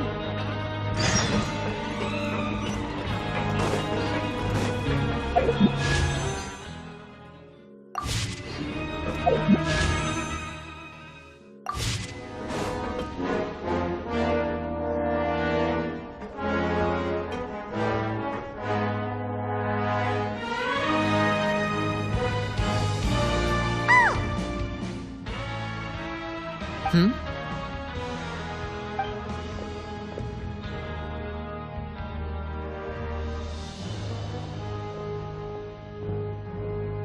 Did you two run into any trouble over the past few days? No, we just worked our shifts according to the schedule. Nothing weird happened. That's good. That means you didn't raise any suspicions when you infiltrated the infirmary. We've taken a look at the slip you've sent. Fremine successfully left the grounds via the pipes 2 days ago, and as of last night, Lynette has also infiltrated the infirmary after faking an illness. Wait, why is she getting involved as well? You already went above and beyond when you scoped out the infirmary. To put it more bluntly, even if we were to view that as something you did in exchange for Fremine's help, you've already done more than enough. Infiltrating a guarded stronghold is a different kind of job from a one-off investigation. We want to avoid using the same faces over and over and reduce the amount of suspicion that will fall on any given person. Lynette also felt like you have already taken the first step for us, so she should be the one to finish the job. So that's what Lynette thinks. Oh, Paimon hopes everything's going well for her. Perhaps that's true. You are both very good people, and we've come to appreciate that more than anyone else. Unfortunately, there's still one thing that could get between us, lest you've forgotten. The matter of our respective loyalties. You've mentioned before that you've had some run-ins with the Fatui. I can understand that feeling, so I assume you're just helping us out of the kindness of your hearts? Well, everyone could use some more friends. We'll be counting on you to help us in the future, too. Since I see you as friends, then it's even more important for us to protect you from any peril. Fremine and Lynette feel the same way. Glad to hear it. Then, let's go check on Lynette before Fremine returns. If everything went well, then she should be wrapping up her investigation right about now. Is now really a good time to go over? According to my observations, Sigewinne always spends around half an hour away from the infirmary right before lunch. Lynette knows this as well, so this should be a good time to meet up with her. Also, I'm her brother, remember? It's only natural for an older brother to care about his younger sister's well-being. Okay, then let's head over right away.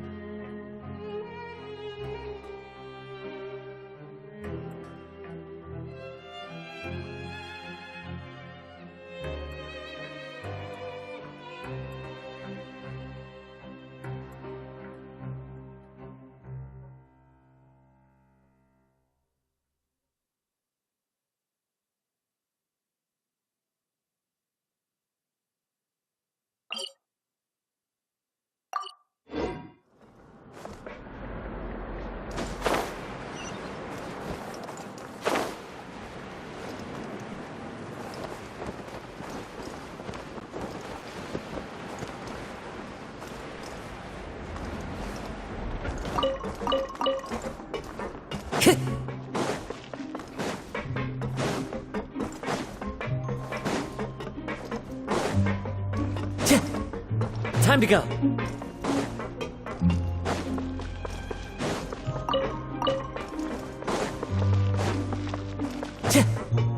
Time to go.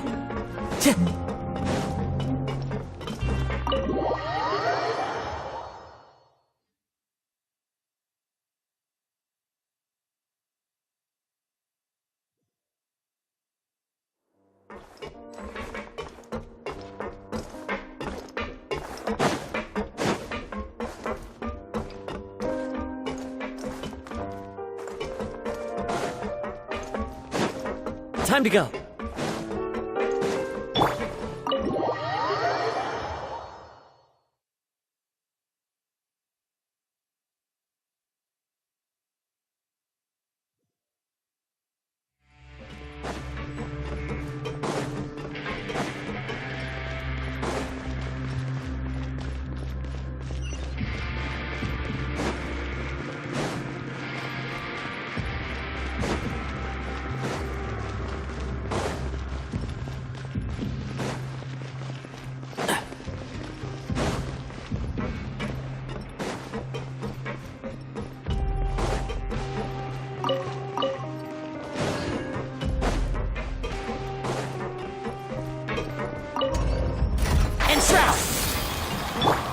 The wind knows me.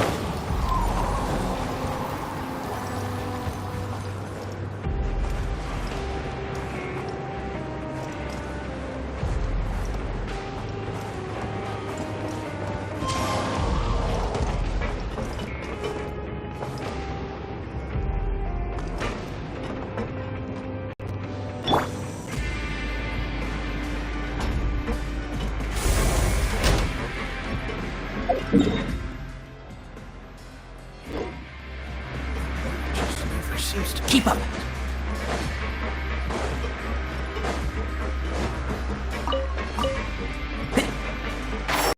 Keep up.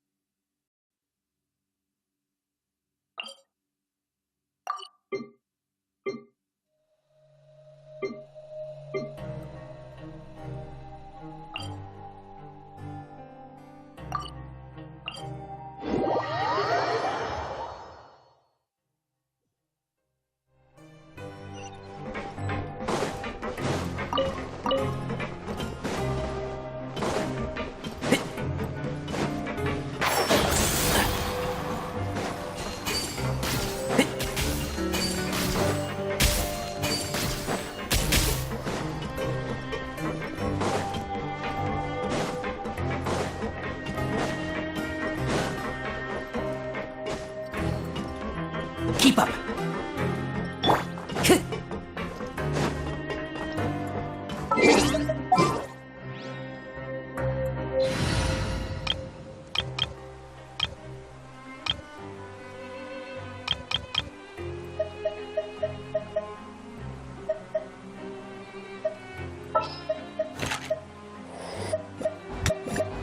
Can I go catch up on my sleep?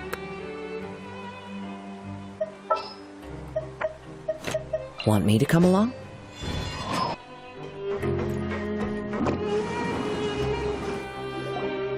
Lynette should be here right now. Huh. Strange. Lynette? As expected, Sijwin isn't here, but why isn't Lynette here? No, Lynette rarely deviates from the plan. We agreed that if she were to make changes on the fly, she'd find a way to let me know. Unless... Let's see if there are any clues around here. We can look while we wait for her. knows? Maybe she'll be back soon. Okay.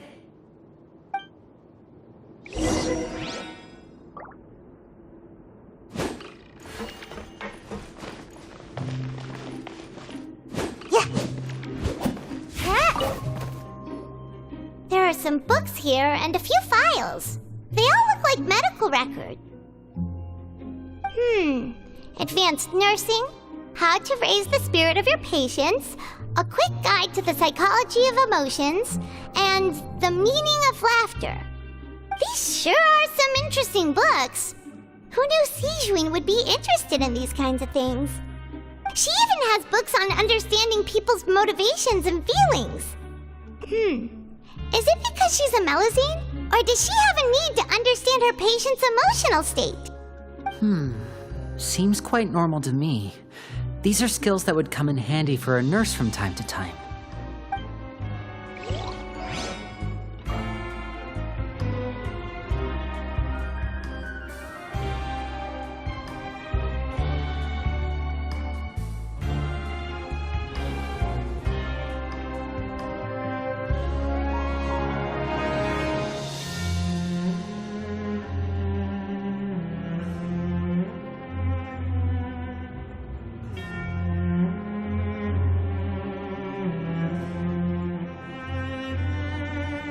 Seems like I should have just stayed in bed today.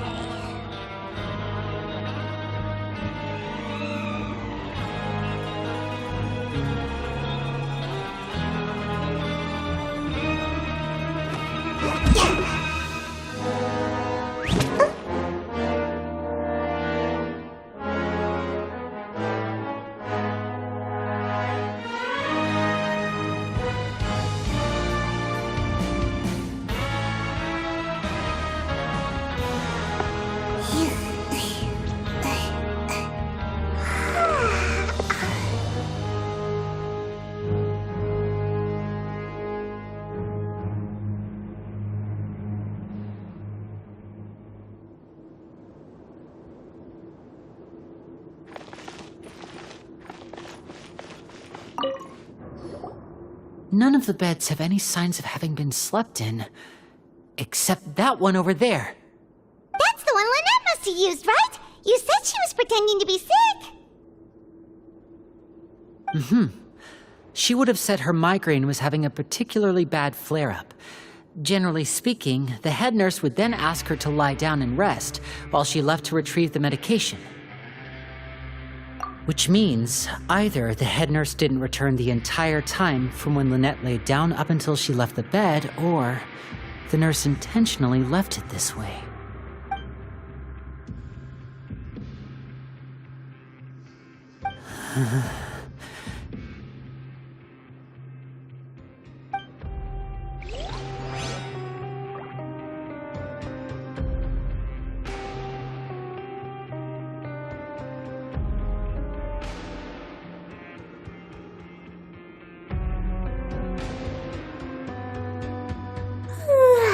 Surely I should be due a growth spurt by now.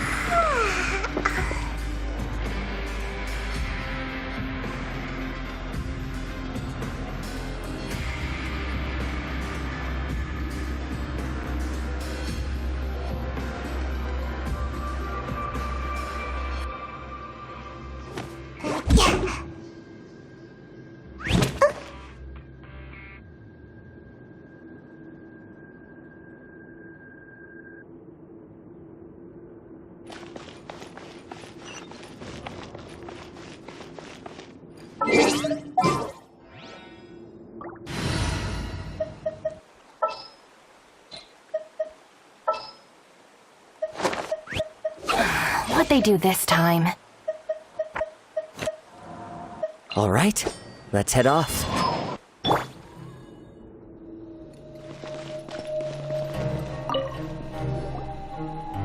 This is it! We saw it before! Wait, this thing? It doesn't look like it's been disguised that well.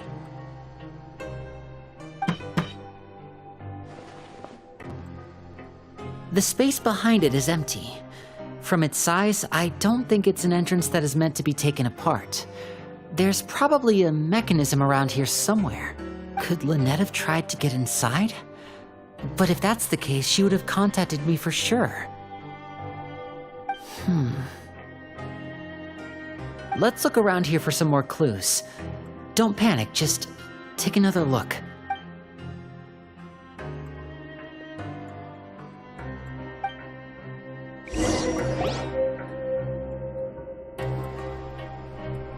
Hey, you guys, there's a slip of paper over here! A slip of paper? It's right over here, and there's a bunch written on it too. It reads, "Out of respect for your usual practices, I'll use a piece of paper or card as the medium to pass on my message. You may consider this as me giving you my best regards." This is... Is that all? The back. This is... Show me! Now! That look on your face. Paimon's reading it now. Would you care to guess where Miss Lynette of the Fatui could be right now? No. Could she have... Is she already... Wriothesley. Did he deliberately leave the infirmary unguarded to use it as bait? Wait, you mean he was aware of our goals from the very beginning? But why?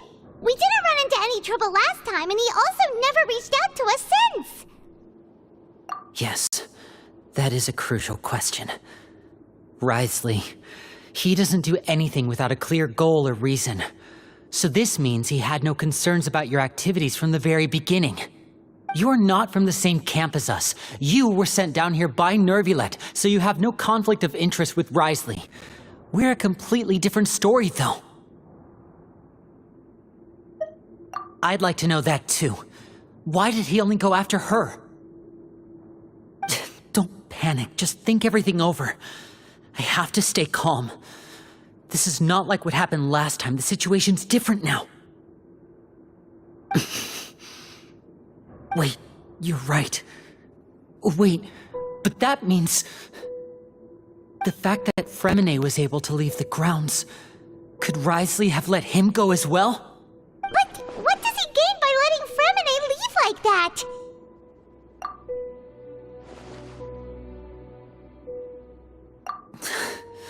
So he's challenging me and trying to provoke me, I'm sure of it.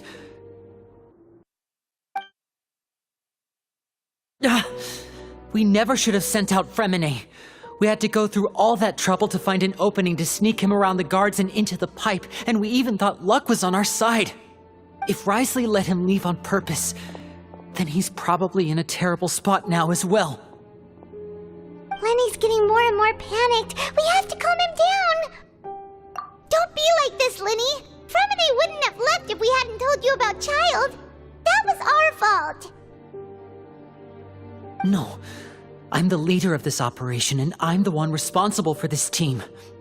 I was the one who failed to protect them. I'll go talk to Wriothesley. Hey, don't be reckless! Traveler, please, talk some sense into him!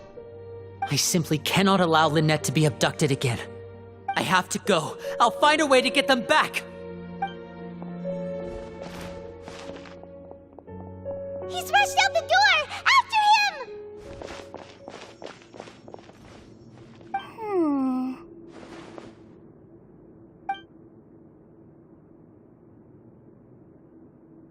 Right. I feel like we still have some room to make changes on these details. It's not impossible, but it'll require extensive testing. Is that so? Very well. Then please be mindful of the time.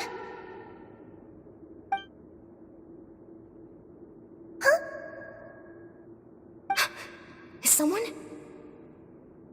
Pack everything up. Whoever's outside is eavesdropping. They'll probably come in once we stop talking. Someone! Please help! He's sick!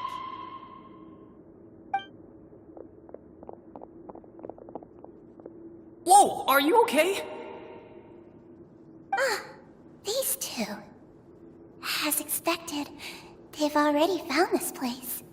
Oh, they are quite sharp. What a delightful turn of events. I like smart people, but I also like playing dumb. I like the feeling of being trusted. Oh my! What's wrong, little one? There's no need to panic. Take a deep breath before you begin. Being able to read human expressions is quite the useful skill. Wait! Wait! It's no use. We have to catch up to him.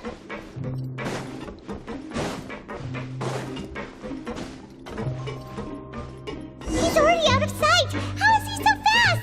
Let's go head him off at Risley's office.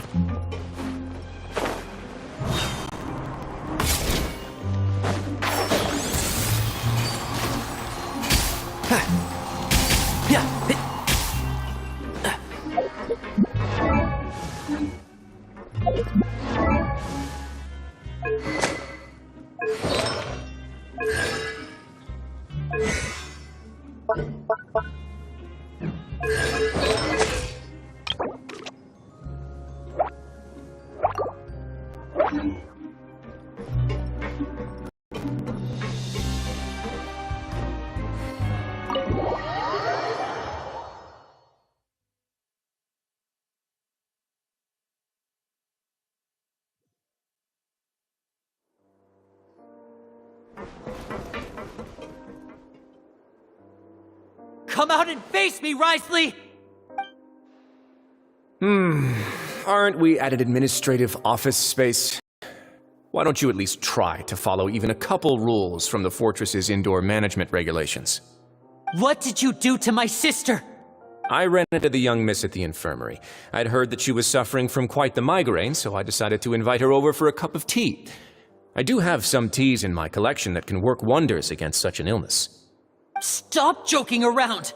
Where did you take my siblings? I have also heard that your performances are quite the spectacle. Miss Lynette would sometimes enter a box filled with water, only to emerge the next second from another place altogether. Maybe she'll appear behind you right now if you were to turn your head. Is he trying to trick me into turning my head? No. He's probably not looking to attack me right now. All of the hostages are in his hands, and he's even in the mood for small talk. That means Lynette is probably still alive. You knew we were investigating the infirmary from the start, so you deliberately aroused the traveler's suspicions and baited us into continuing our investigation, just so that you'd be able to kidnap Lynette. As for Fremine, no. You probably didn't even interfere with Child's escape. You let him go, so you could purge the Fatui members that we had planted into your ranks. There was no need to do so. The Fortress of Meripede is a pretty pleasant place. Most people enjoy their lives here. The only ones who act differently are those with personal agendas. It was quite easy to identify your colleagues. You removed our original members and spread the news of Child's escape so Father would assign our team to come down and investigate. Fremine has also fallen into your hands, right? If you're oh so omnipotent and so in control, why would you need hostages? One correction. Lynette is in my hands right now, but Fremine is not. He's not? What do you really want? Lenny! Oh. Wonderful. Everyone is here, so I'll only need to say this once. Thank you so much for cooperating with me. Eager and to the point, I see.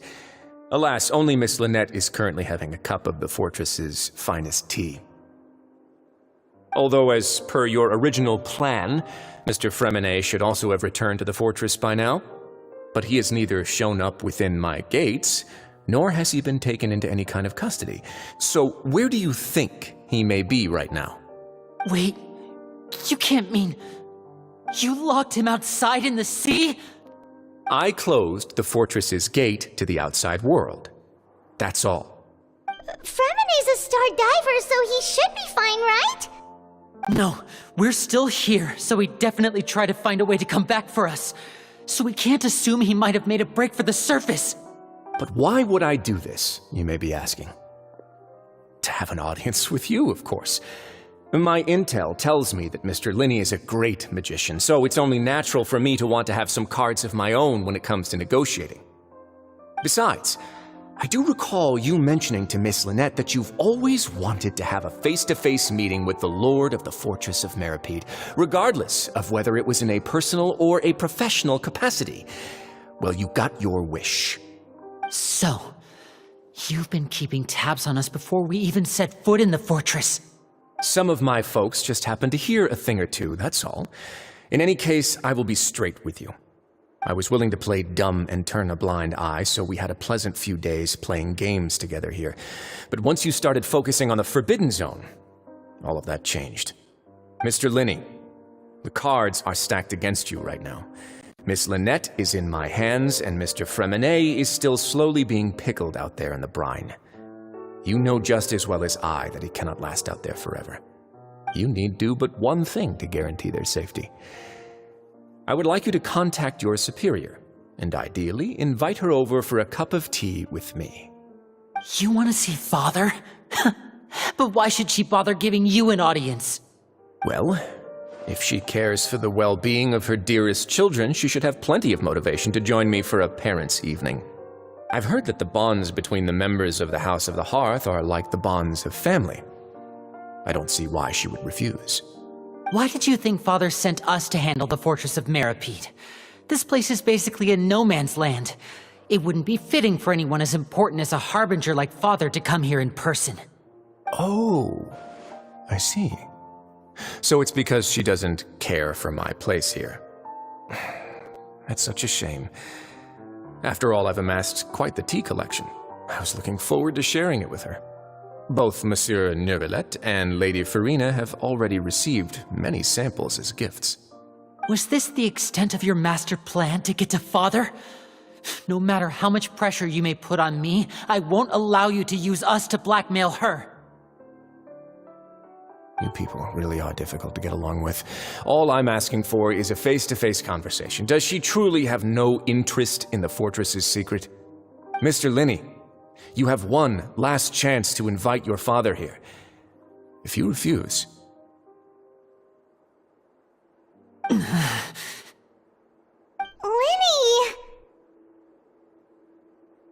Instead of asking why I'm doing this, why don't you try to see things from my perspective for a second? From the very beginning, the Fatui has been actively infiltrating my fortress. I gave you a warning by cutting off the first few operatives I found, but that only caused you to double down. Had you given up on the fortress then and there, I'd have no reason to want to talk. Mr. Fremene left the fortress on his own, and Miss Lynette tried to pry out my secrets right in front of me. No matter how you look at it, the responsibility for this falls on you.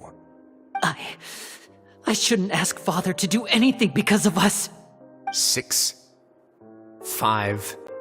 Wait, 2, 1. Time's up. It really is a shame, Mr. Linney. Risley! Negotiations have broken down. Please leave, ladies and gentlemen. It's time for my afternoon tea. Yeah, listen to the Traveler. If you can't talk to Linney, can you at least talk to us? You do realize that I'm only letting you go because of Neuvillette, yes? You're here helping him out, and I've already done my best to stay out of your way. But that doesn't mean you can just do whatever you want. The fortress may be small and remote, but it still has its own set of laws. Then how about this? Those who are capable deserve respect. You've spent quite some time investigating my home turf by now, so why don't you tell me a thing or two about what you found, I'll ask you 3 questions. Answer all of them correctly, and I'll agree to your request. Question 1. Regarding the hidden rules of the production zone, what is the truth behind the one about not being allowed to work for 3 days in a row?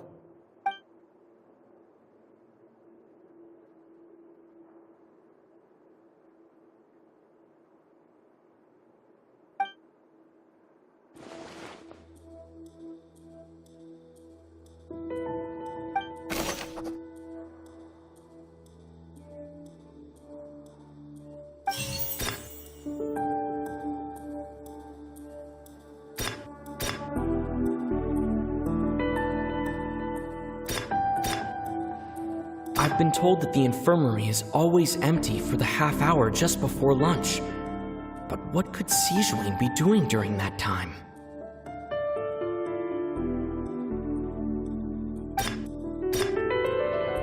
The Fonta promoter has been struggling because he doesn't recognize the real value of coupons.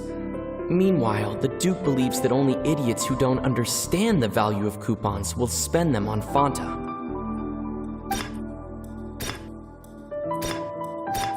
We often see Miss Sijuin observing the prisoners at work near the production zone. It seems like she can perceive the general state of a person's health just by looking at them. Fonta's internal report suggests that they're starting a new trial of an unnamed and unpackaged product. But the product has to undergo a trial because even Fonta's own employees have a lot of reservations about it.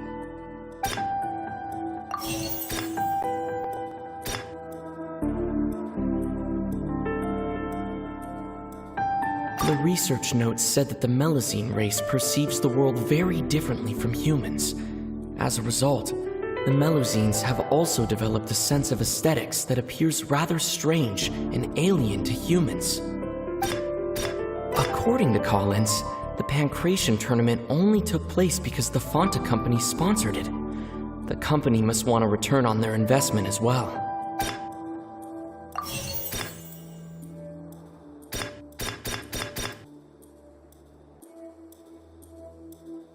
I've been told that the infirmary is always empty for the half hour just before lunch.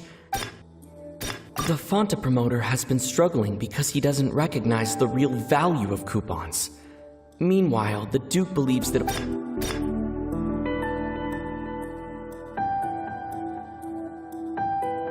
we often see Miss Sijuin observing the prisoners at work near the production zone.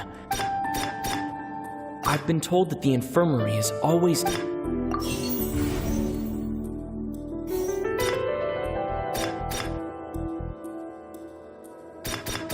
The research notes said that the Melusine...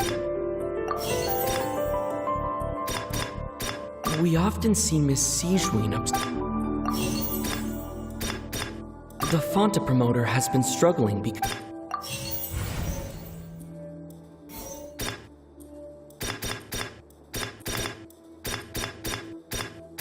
The Fonta promoter has been struggling because he doesn't recognize the real value of coupons. Meanwhile, the Duke believes that only idiots who don't understand the value of coupons will spend them on Fonta. The research notes said that the Melusine race perceives the world very differently from humans. As Fonta's internal report suggests that there's... We often see Miss Sijuin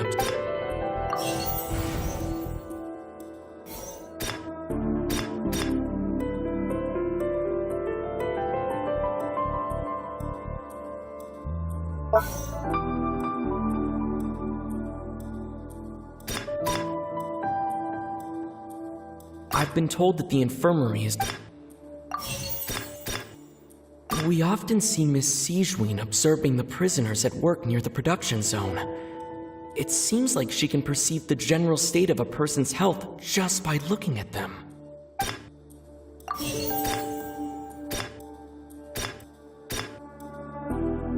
According to Collins, the Pancration tournament only took place...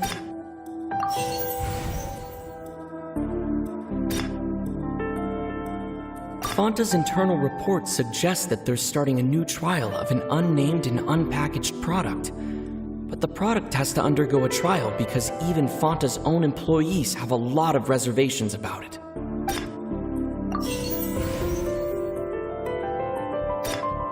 The research notes said that the Melusine race perceives the world very differently from humans.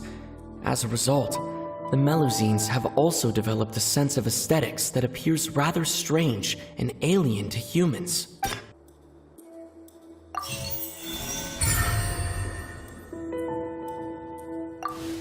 So that's what's going on. Paimon understands it now. Who would have guessed? The hidden rule of the production zone. People are not supposed to work 3 days in a row, and if they do, they'll get strange meat in their welfare meal. At first we thought this strange meat must have something to do with the people who disappeared, but in reality, they were all prepared by Sijween, the head nurse. She often visits the production zone to observe the workers' health and makes a note of anyone who has worn themselves out after 3 full days of work. Out of her sense of duty as the head nurse, as well as her genuine concern for the workers' health, Sijween visits the cafeteria right before lunch and cooks an extra dish for those who can use the stamina boost. Sijween has only the best intentions with her surprise gift and doesn't want anyone to find out about what she does. However, unfortunately, Melusines as a race perceive the world differently from humans, and their sense of aesthetics is even more alien to us. The recipients of her lovingly prepared special meals cannot taste the care within and usually just freak out. Are we on the right track? Not bad. You've uncovered Sijween's secret and even guessed her intentions correctly as well. It's nice to know that her efforts have not gone unacknowledged. All right, now for my next question. There are also some hidden rules in the Pancration Ring, including the one that you're not allowed to support both sides of a fight. Why is that?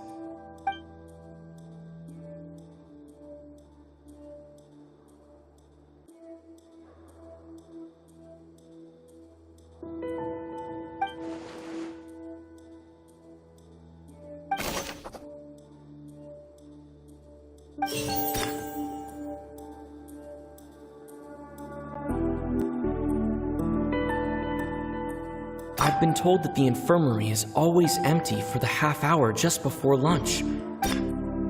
Fanta's internal report suggests that they're starting a new trial of an unnamed and unpackaged...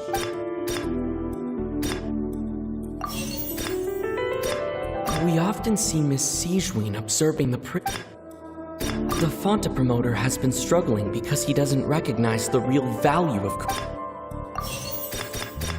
According to Collins, the Pancration tournament only took place because the Fanta company sponsored it. The company must want a return on their investment as well.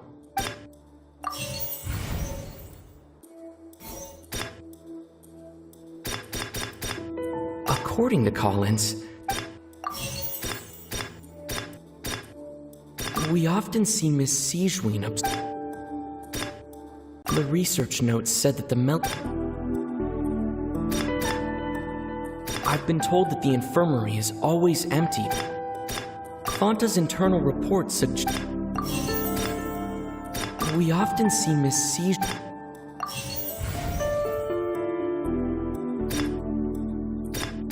I've been told that the infirmary is always empty for the The Fanta promoter has been struggling because he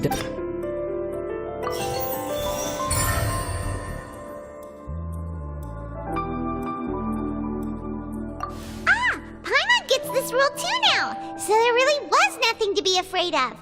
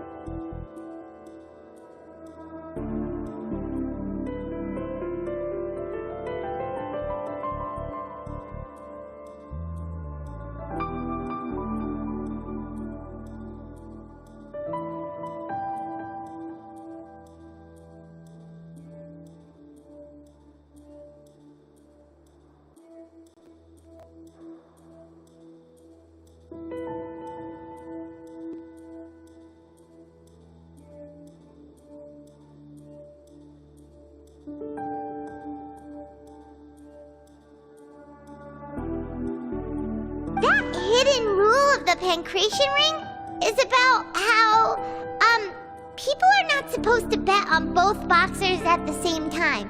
And if they do, they'll receive a package containing a strange, blood-colored liquid.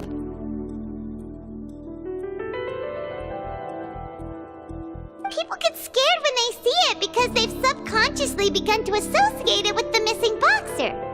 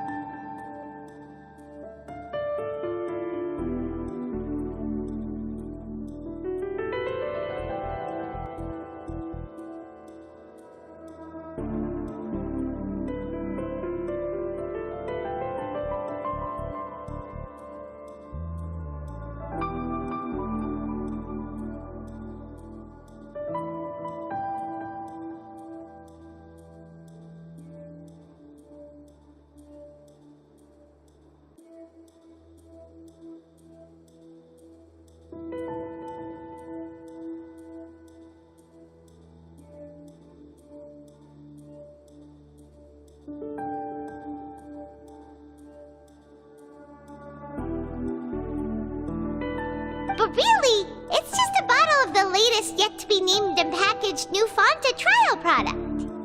A blood-red drink. It's no wonder even Fanta's own staff were questioning the company's decision-making. The company, facing backlash from its own staff, decided to try to trial the product on a smaller scale to see how it might be received by customers. They came to the fortress of Meropide and offered to sponsor the Pancration tournament so they could push their new product. But the Duke completely refused to even entertain the idea. The Duke, knowing how valuable coupons are in the fortress, knew that only total idiots who didn't understand their true value would bother buying a Fanta product here. And so, only those who proved their stupidity by being dumb enough to bet on two opposing sides of the same match were selected to receive the drinks. I acknowledge the effort you've put into bringing the truth of this mystery to light. Although, based on your description, that Fanta promoter is a bit too careless with his words, I may just reconsider my collaboration with the company. All right, and here's the final question. What's the secret behind our head nurse and all of her patients in the infirmary?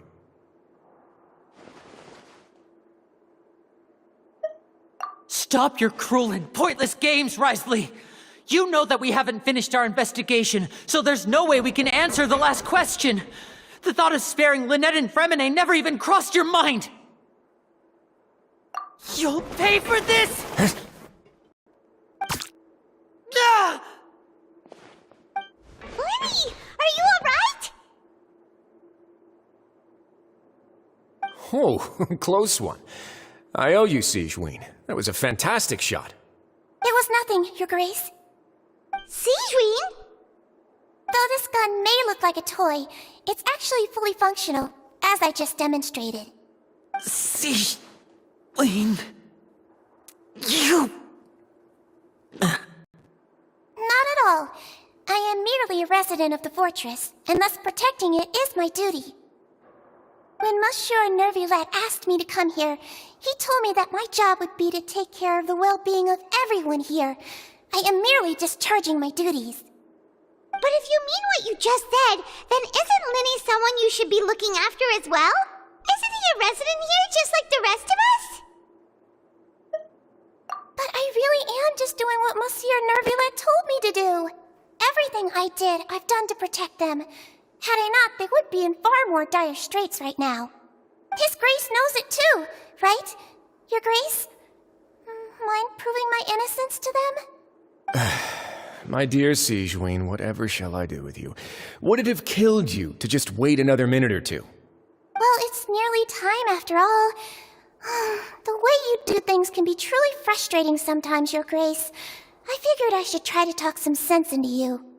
What are you talking about? What time? Take me if you want. Let them go. How touching. Can you just give me one more minute? Don't be like that, Your Grace. All right, everyone, calm down. 2 more visitors will be arriving any time now. I'll go get a cup of tea. Miss Sigewinne, I leave Miss Lynette in your care. You... What are you doing? I believe I hear footsteps.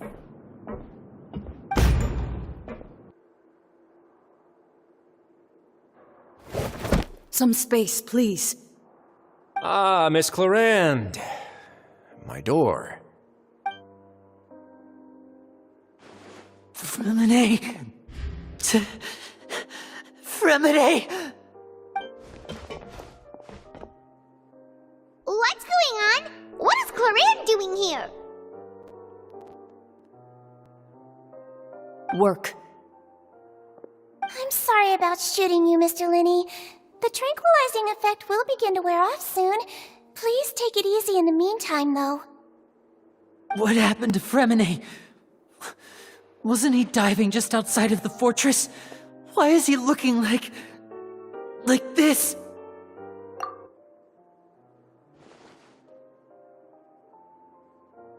A flushed face, an accelerated pulse. He must have consumed primordial seawater. What did you say? Please, make some space. I'll need to give Mr. Fremine a more thorough checkup. Your Grace, I'll leave the rest to you. I'll talk to Clorinde while you get Fremine to where he needs to be. Everything else can wait.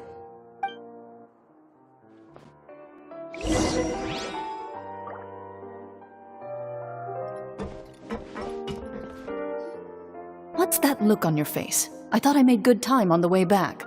Oh, I'm just admiring your punctuality. Had you arrived just a few minutes later, Sigewinne may have been forced to shoot Mr. Linney again. How's the situation out there? The water has changed. It's pretty much as expected. The concentration of primordial seawater has increased significantly. I was only out there a short time, so it wasn't too bad. But if one were to stay for any significant amount of time... well, you can see how that boy's doing. Where was he when you found him? The abandoned zone at the end of the pipes. A good distance into the water. Closer than I thought. He must have recognized it early on and tried desperately to swim back. Locking the door was necessary. I don't think we could have saved 2. Well, I did try to convince him that I had my reasons. Never seems to work, though. It would probably work on Neuvillette. He has a knack for picking out who had good intentions, even when the outcomes were all terrible. It's a bad sign if you're having to plead your case to Neuvillette. Want some tea? Not particularly. If you want to drink some that badly, just say so. Fine, I'd like to get some tea. Want me to get you a cup too, since I've already made it? Might as well then, I suppose. Actually, do you have a towel? I would like to dry my hair.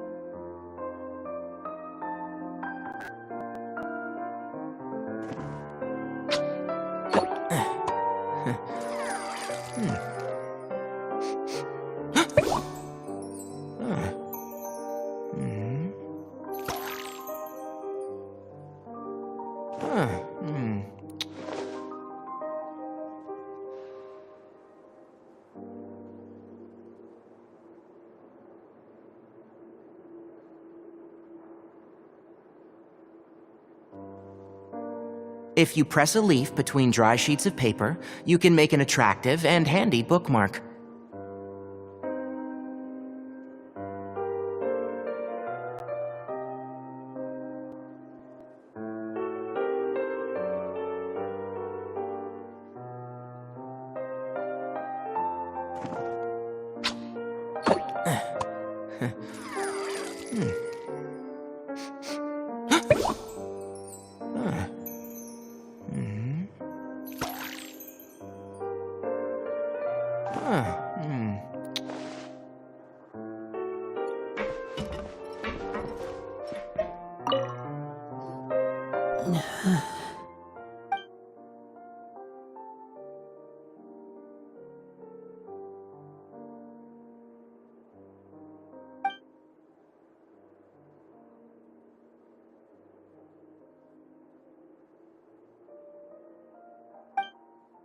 How is he? These symptoms are probably caused by an acute ingestion of a large amount of primordial seawater. Still, his condition is not critical.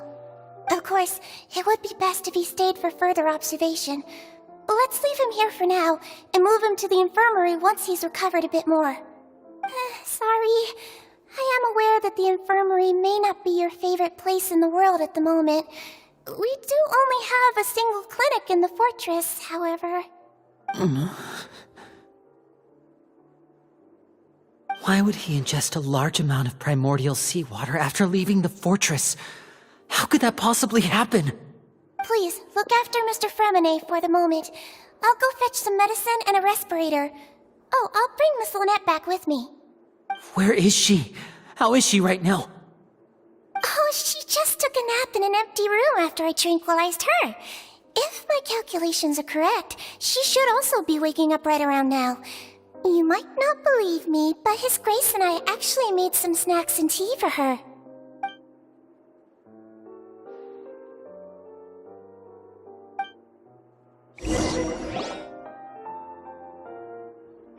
Linny, are you okay? I'll be fine.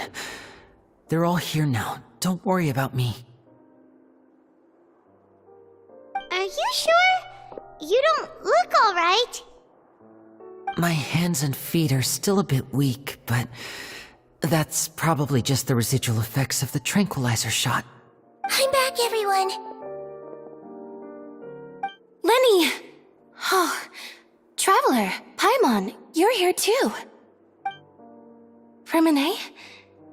Is he... He'll be fine. But for now, please help me lift him up.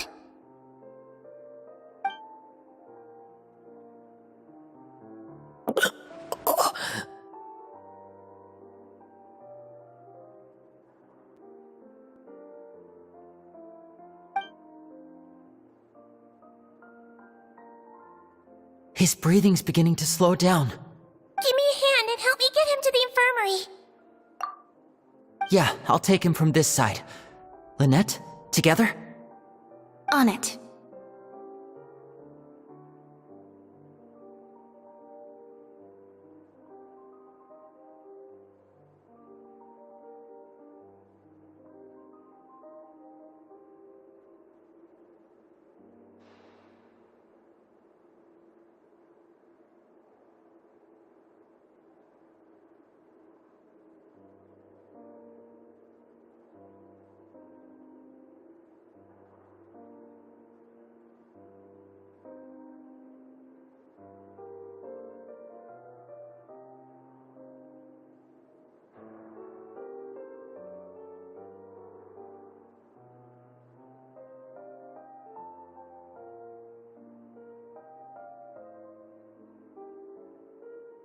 Traveler, you seem pretty worried about him.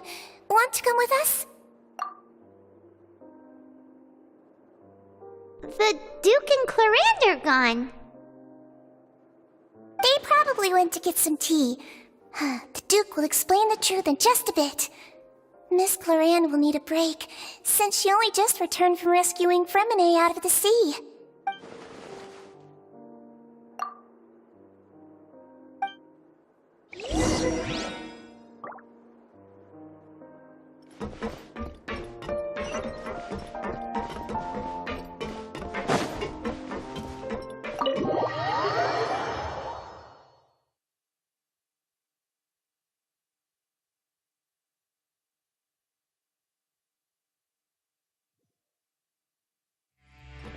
Keep up.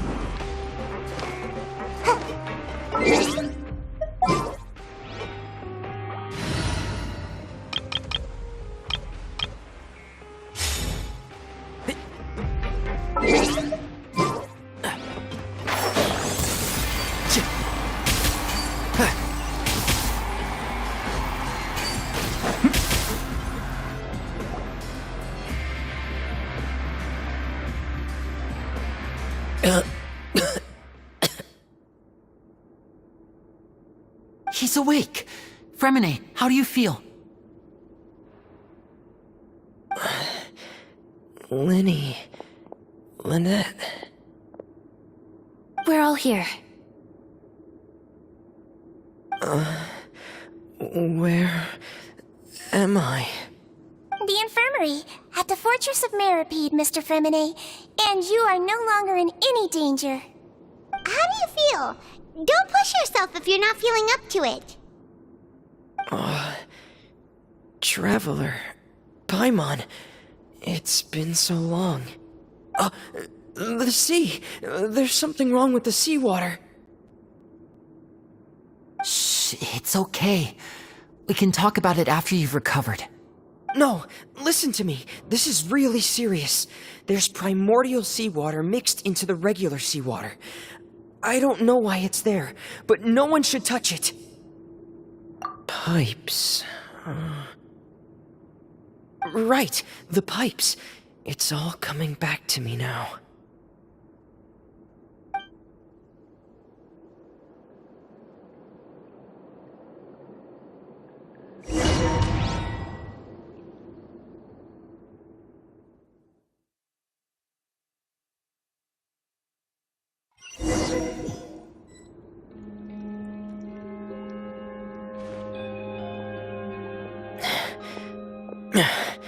I'm in. Seems like this pipe hasn't been used in a long time. It looks abandoned.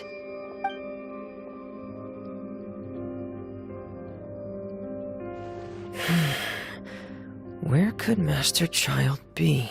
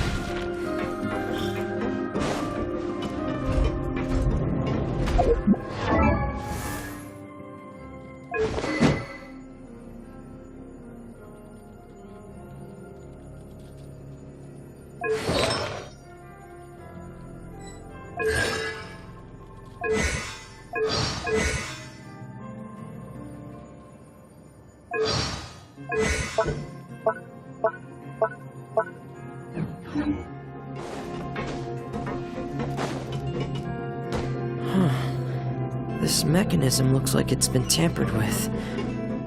Could he have done it?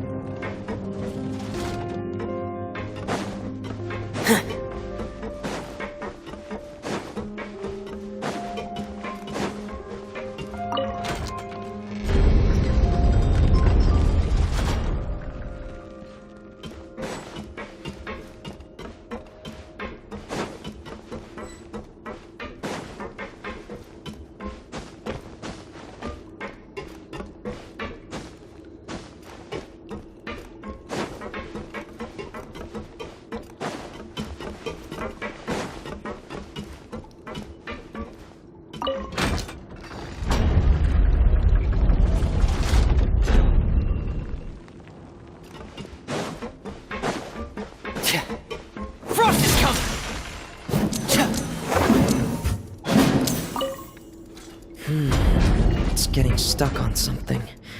Seems like I'll have to avoid those obstacles while I turn it.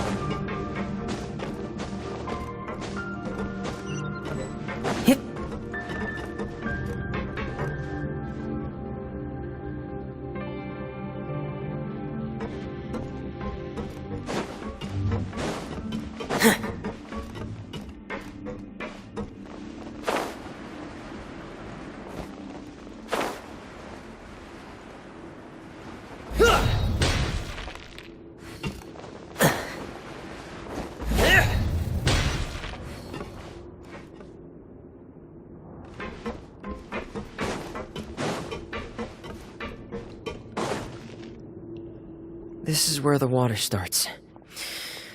Okay. Master Child probably dived into the water. I'll go take a look as well.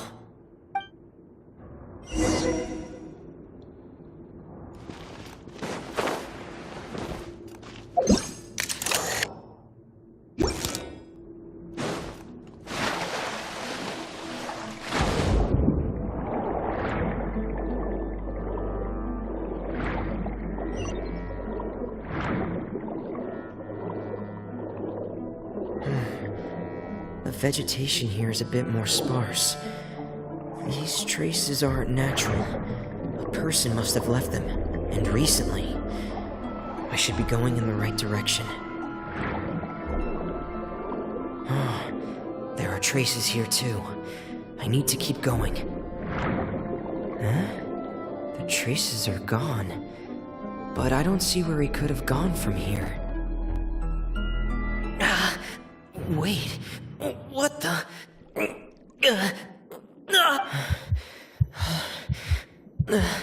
My heart is racing, and it's getting harder and harder to breathe.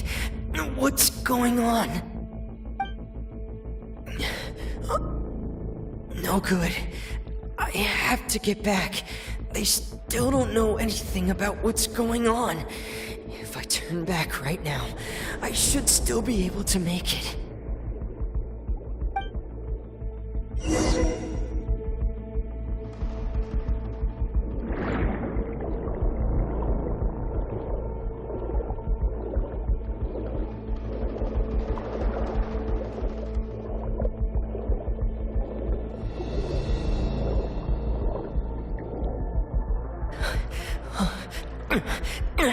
I can't die here.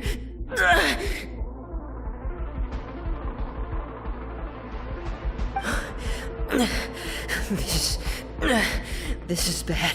I'm feeling worse and worse, and I'm still underwater.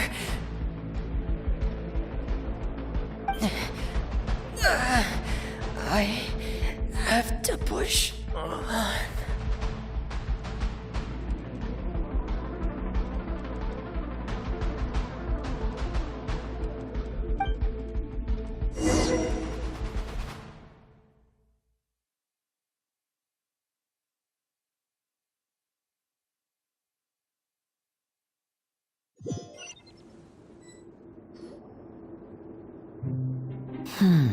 So, in other words, the trail you were following vanished, and you had no idea where Master Child could have gone, but there was also no obvious place for him to have disappeared to. That's right. I tried my best to swim back, but I had already put some distance between myself and the fortress, and I just couldn't find the strength to keep going. I probably passed out some time after that, and you know the rest. Miss Clarande brought you back, but we also don't know why she just suddenly appeared at the fortress, or why she went out to save you. Miss Clarande, you say? I must go thank her in person. You're still too weak for Monet. You can go after you've had some more rest. Miss Lynette is right. I believe Miss Clarande will stay here as a guest for another few days, so there's no need to hurry. A guest? Then I can assume Risley was the one who invited her to come down here? You should ask His Grace about that. He'll be able to explain better than me.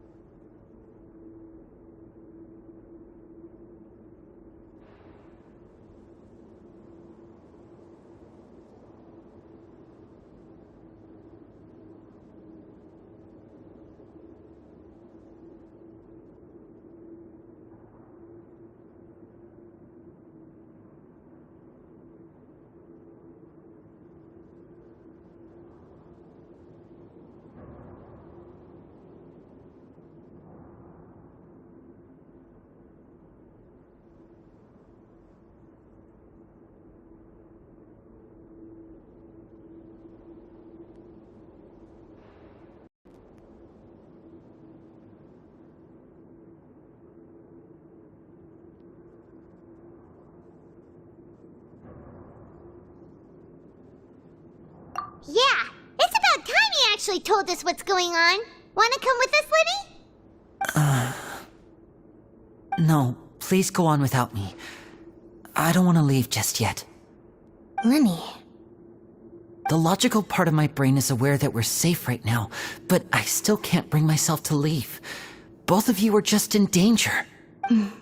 Understood. Then let's just sit together for a while. In that case, I'll leave the infirmary to you. The Traveler and I are going to head out for now. As long as you stay in here, I don't think you'll be disturbed. Thank you.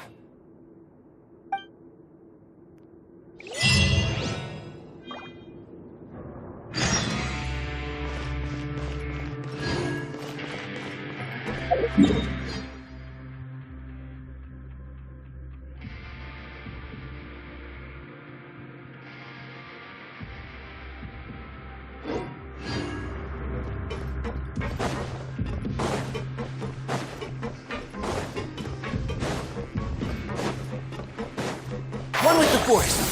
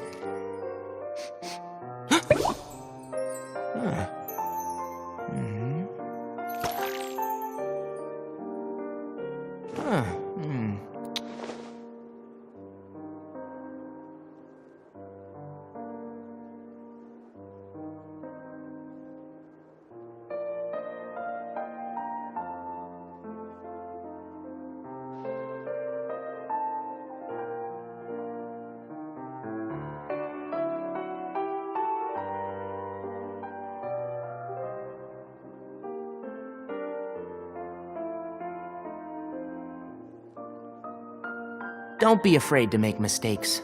It's all part of the learning process.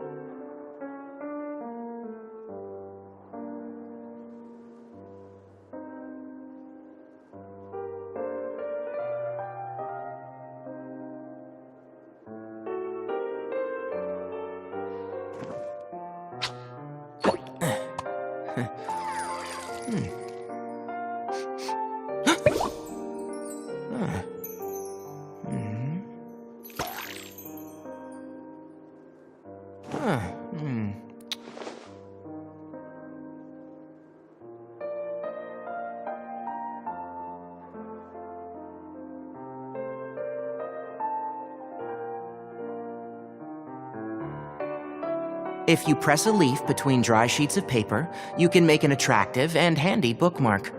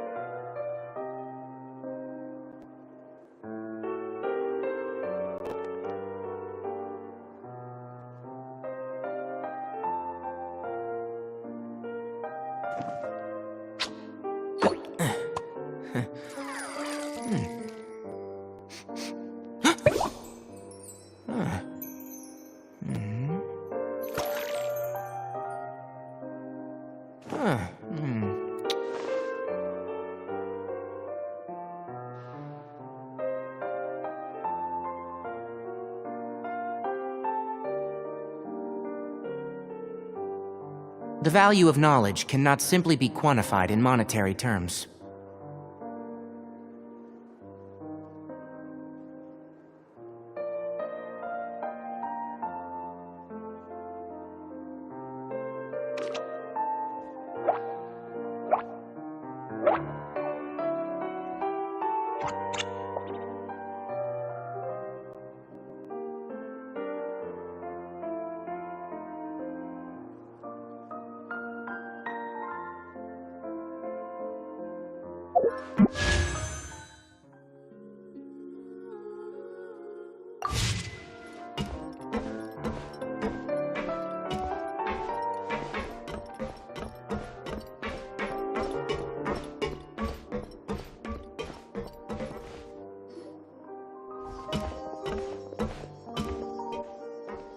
Excuse me!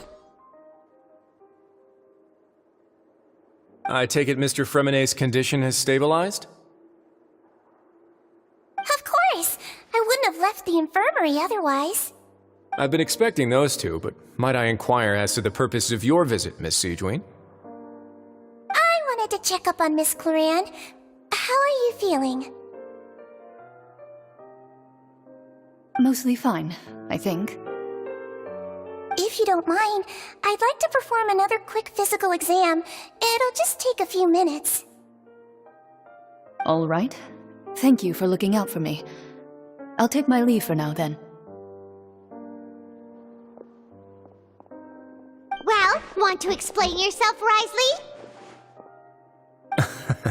Of course, but I'm not partial to the word choice of explain. How about enlighten? Where should I begin? How about you start by asking me any questions you have? You can start with whichever one you'd like to get answered the most. Then Paimon will begin. Did you know about Lenny's goals from the very beginning? No. I just knew they were Fatui operatives sent to the fortress by the Knave. As for their specific goals, I only figured those out as you made progress on your investigation. You managed to monitor and stay ahead of them even though you didn't know what they were trying to do? They came here with ulterior motives. I'm quite adept at discerning what that kind of behavior signals. Initially, I thought their goal was just to investigate Child's disappearance. Linny suggested that I had deliberately let him escape, but in truth, I didn't really do anything special to help or hinder him while he was here. Everything he did, from finding helpers to leaving this place, he did on his own. Of course, it's inevitable that the Knave would make a big deal out of her fellow Harbinger's unexplained disappearance. I'm also quite curious about where that Harbinger went, so I figured I might as well let the Fatui do their own investigative work. All I care about is the answer. So you were hoping Lenny's group would just do your work for you? You make it sound like that's a bad thing. Unfortunately, things didn't go as planned. I assume that Fremine has told you already the ratio of primordial seawater around the fortress of Meripede is on the rise. The Forbidden Zone has always been Linny's target, and you got roped into that investigation after running into him. I began to intervene out of concern for your safety, and also to prevent the fortress from becoming entangled in more irksome matters. Are the rumors true? That you're also a former criminal? Now, why would you put it like that? Isn't staying here all day and serving as the manager of the fortress a kind of sentence unto itself? Another form of prison? I just happen to have some support from the rest of the inmates. That's all. Oh, right! Paimon wanted to ask, who invited Cloran down here? Me, of course. I paid her good mora to come down to the fortress for some field work. As a champion duelist, Miss Cloran could be considered to be an independent party. I needed to find an exceptionally capable person to help me get through the impending crisis. And saving Fremine was part of that crisis?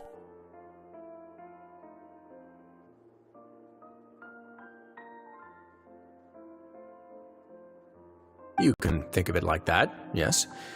Credit where credit is due, that boy is quite adept at diving. Had conditions not been as hostile as they were, he probably would have found the missing Harbinger already. That's not something you should be asking after. Neuvillette only asked you to investigate Child's whereabouts. All I need to prove to you is that the Forbidden Zone had nothing to do with the Harbinger's disappearance. That should be clear now that you've spoken to Fremine. But we've already uncovered that there's something wrong with the infirmary, and we've answered a bunch of questions that you threw at us. Isn't it about time that you answer our last question in return? You make a compelling case. Do you really want to know the answer that badly? Yeah, Paimon really wants to know.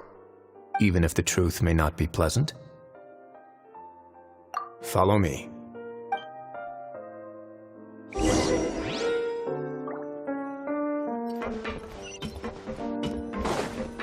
Keep up!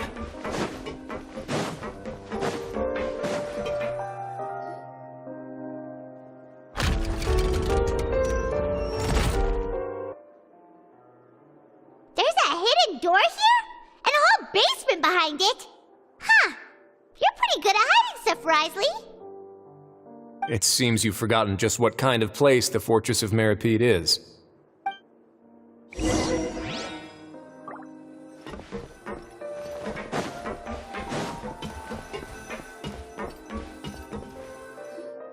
Stand on the central plate. Wait, is there a secret mechanism or... Whoa!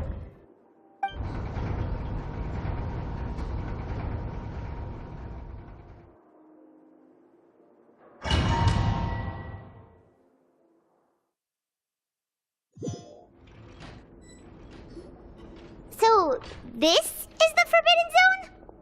Honestly, for a place so well hidden, Paimon sure doesn't see anything special. What a huge door! There are 3 such isolation gates in total. Generally speaking, I'm the only one who's allowed to go inside. Hence the name Forbidden Zone. Am I correct to assume you're going to run on back and tell your little Fatui friends everything? Well, Paimon wasn't thinking of keeping anything from them.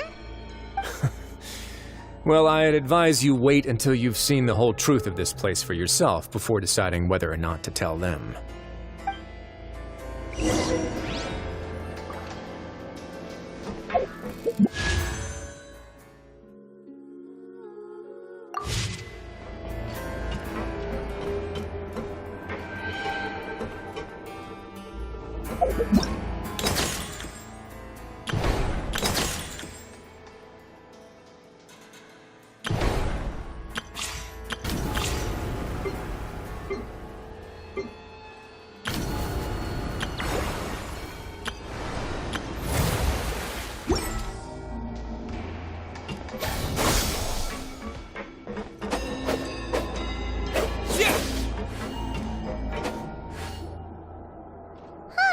So there's a switch on the side. Stand back.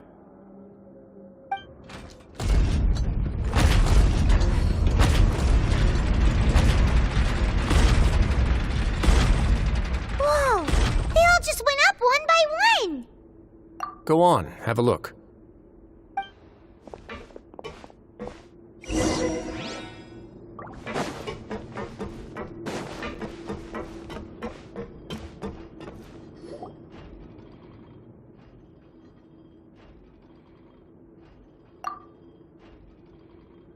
I've been interested in what lies beyond that gate ever since I assumed leadership of the Fortress of Meripede. Of course, it would be unwise to recklessly open it, but it'd also be risky and negligent to simply ignore any potential danger that could be behind it. The readings on that dashboard have not budged since the day when I first laid eyes on this place. But over the past year, the needle has crept upwards from its original position, likely because some parameter it's been tracking has changed, if only infinitesimally. Normally, I would have ignored it, but I happened to have some free time when I noticed it, so I investigated. Any guesses what the reading could be tracking? Very reasonable guesses. I've considered both of those as well. Unfortunately, our dashboard is tracking something less ordinary. The temperature should vary with weather and climate changes, so for something that rarely shifts, the water pressure is more likely. We ran a few tests to increase the pressure from the outside, but the readings didn't change at all.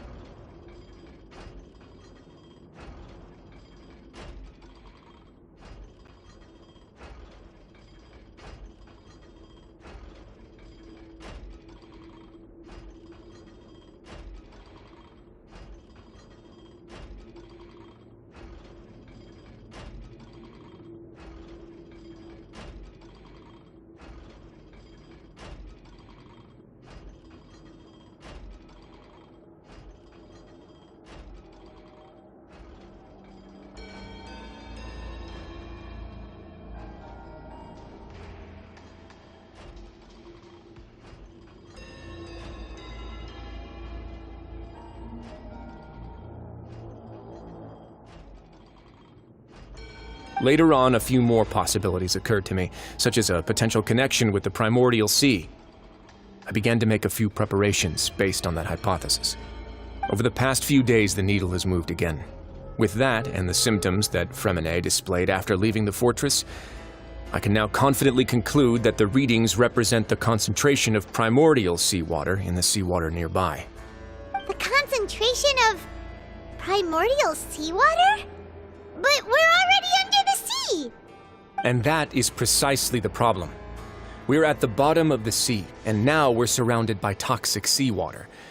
Somehow, primordial seawater got mixed in, and the concentration is steadily rising.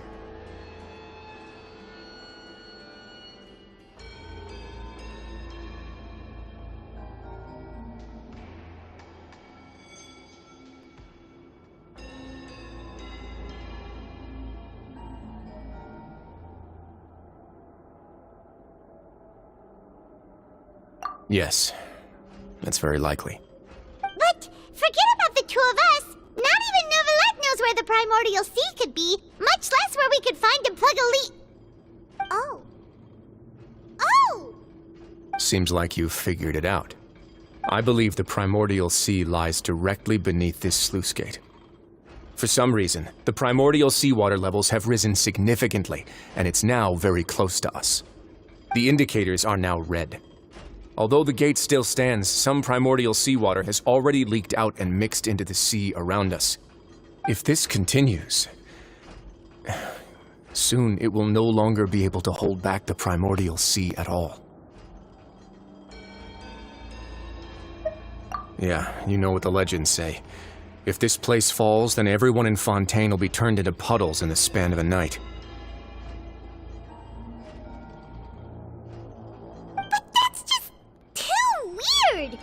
Why would the Fortress of Meripede be built right above a sluice gate for the primordial sea? Who built this place anyway? Your expression tells me you think this might be part of a vast, complicated conspiracy. To be honest, you might find the actual answer may be exceedingly boring. It's just that the secret of the Forbidden Zone had been long forgotten by the nation before I rediscovered it with my research. There's no single founder of the Fortress of Meripede in any traditional sense. What we know about its history has been left to us by the people who used to live here. When the previous Hydro Archon Egeria ruled the land, all convicted criminals from Fontaine were exiled. The people drove the criminals away like a wolf pack chasing away the banished. The criminals received no sympathy of any kind from the people. They were exiled to the desolate seaside, where they experienced only pain, struggle, and the bone-chilling cold. Some of them began to repent and prayed to the Hydro Archon, asking if there was still anything they could do. The Hydro Archon took pity on them and said, "You may go guard my secret, deep underneath the waves." And so, leaning on the power of the Hydro Archon, they gathered underneath the sea and began to build a fortress. They became a community down there in the deeps, and over the years helped it to grow. As the number of exiles increased, more and more people joined the community. When the first group of exiles died, they left the yet unfinished fortress to their successors. The Hydro Archon continued to lend her support, allowing the fortress and what it stood for to continue growing ever larger. Before long, this dark underwater fortress became the sinner's only home. And with that, the people here stopped referring to the fortress as a prison. They saw themselves as repenting sinners who would regain their freedom once they had sufficiently redeemed themselves. But as time went on, people also realized that the fortress was a lonely place. Once they had gotten used to life here, they could no longer feel comfortable living in the overworld. Once they had finished serving their sentences, some people left and some others chose to stay. They'd find some idle position and let their withered souls fade away with the ancient secrets of the past. After many, many centuries, few people still remember the reason for the fortress's founding. Now they just see it as an integral pillar of Fontainian society, as the place where criminals deserve to be sent. Now and again, researchers manage to break one law or another and live out their days in the fortress. I learned all this from an elderly historian. Everyone else just thought he'd made it all up. But now you know every part of that history is true. Indeed. It's just as the prophecy says. If this gate fails, then everyone will be dissolved into the sea.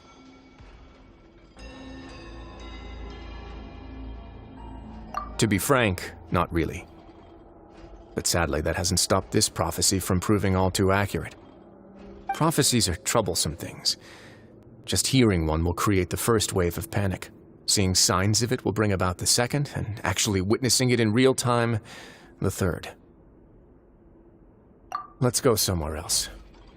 I want to show you something.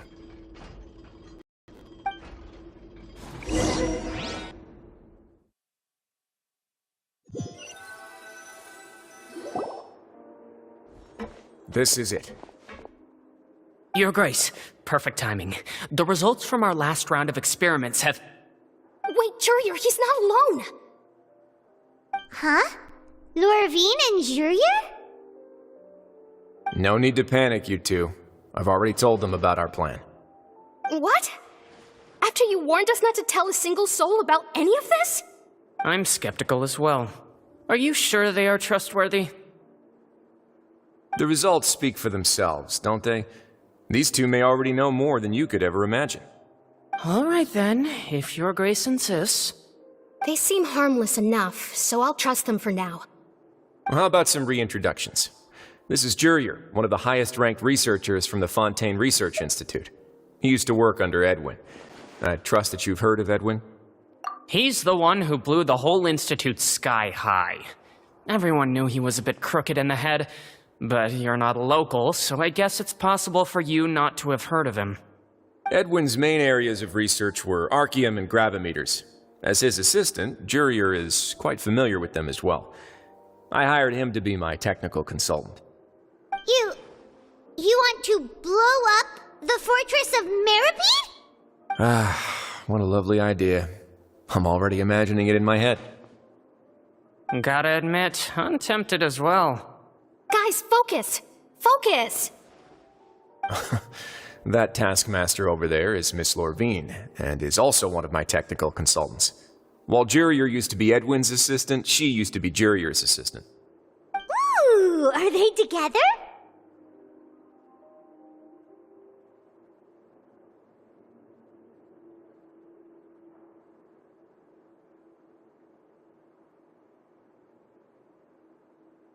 See, everyone keeps asking this question.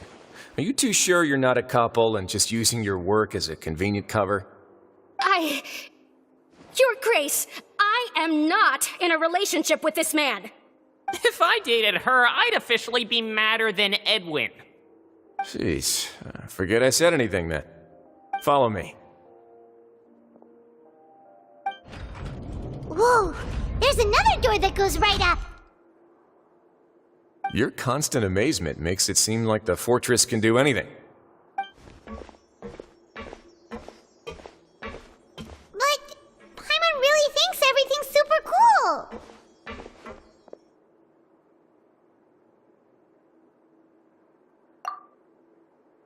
Well, let's spice it up a bit. And here you go.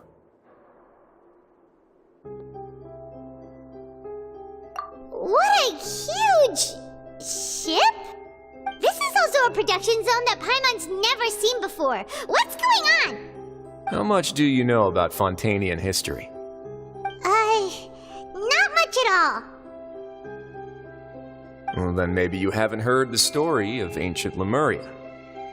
To give you a quick rundown, Fontaine used to be ruled by the Lemurian dynasty.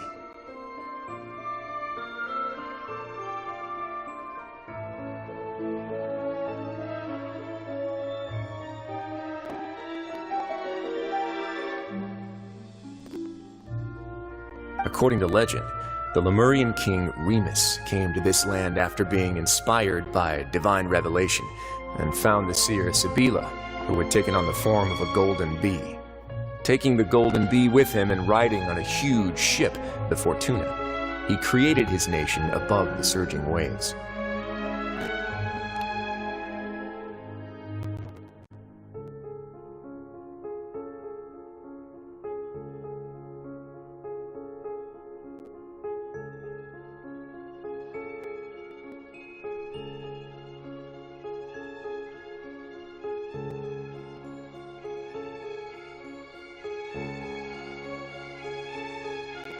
He called his nation Lemuria, and used the Fortuna to incessantly search for new tribes and islands, calling on them to join his empire.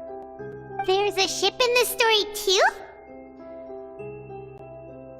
Where there's water, there'll be ships. People believe that hope can always be found at the end of a voyage. Do you believe that too? To a point, I think.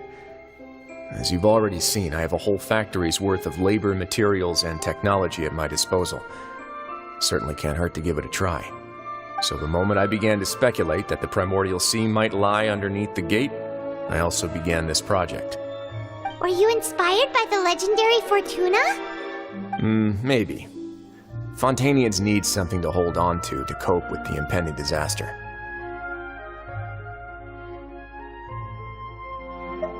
Were the workers to find out the truth behind this ship, riots would destroy the fortress faster than any catastrophe. As the fortress's administrator, I'd never make such a reckless call. All right, that's enough talking for now. I'll need another 3 cups of tea to soothe my throat.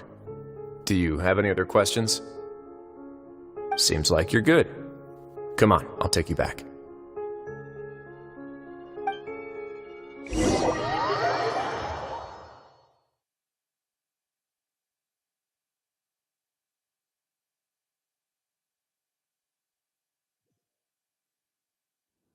I'll leave you here for now. Oh, thank you so much. No worries. But don't forget, it's up to you whether or not you want to share what you just saw. What you do from here on out will likely affect those 3 as well.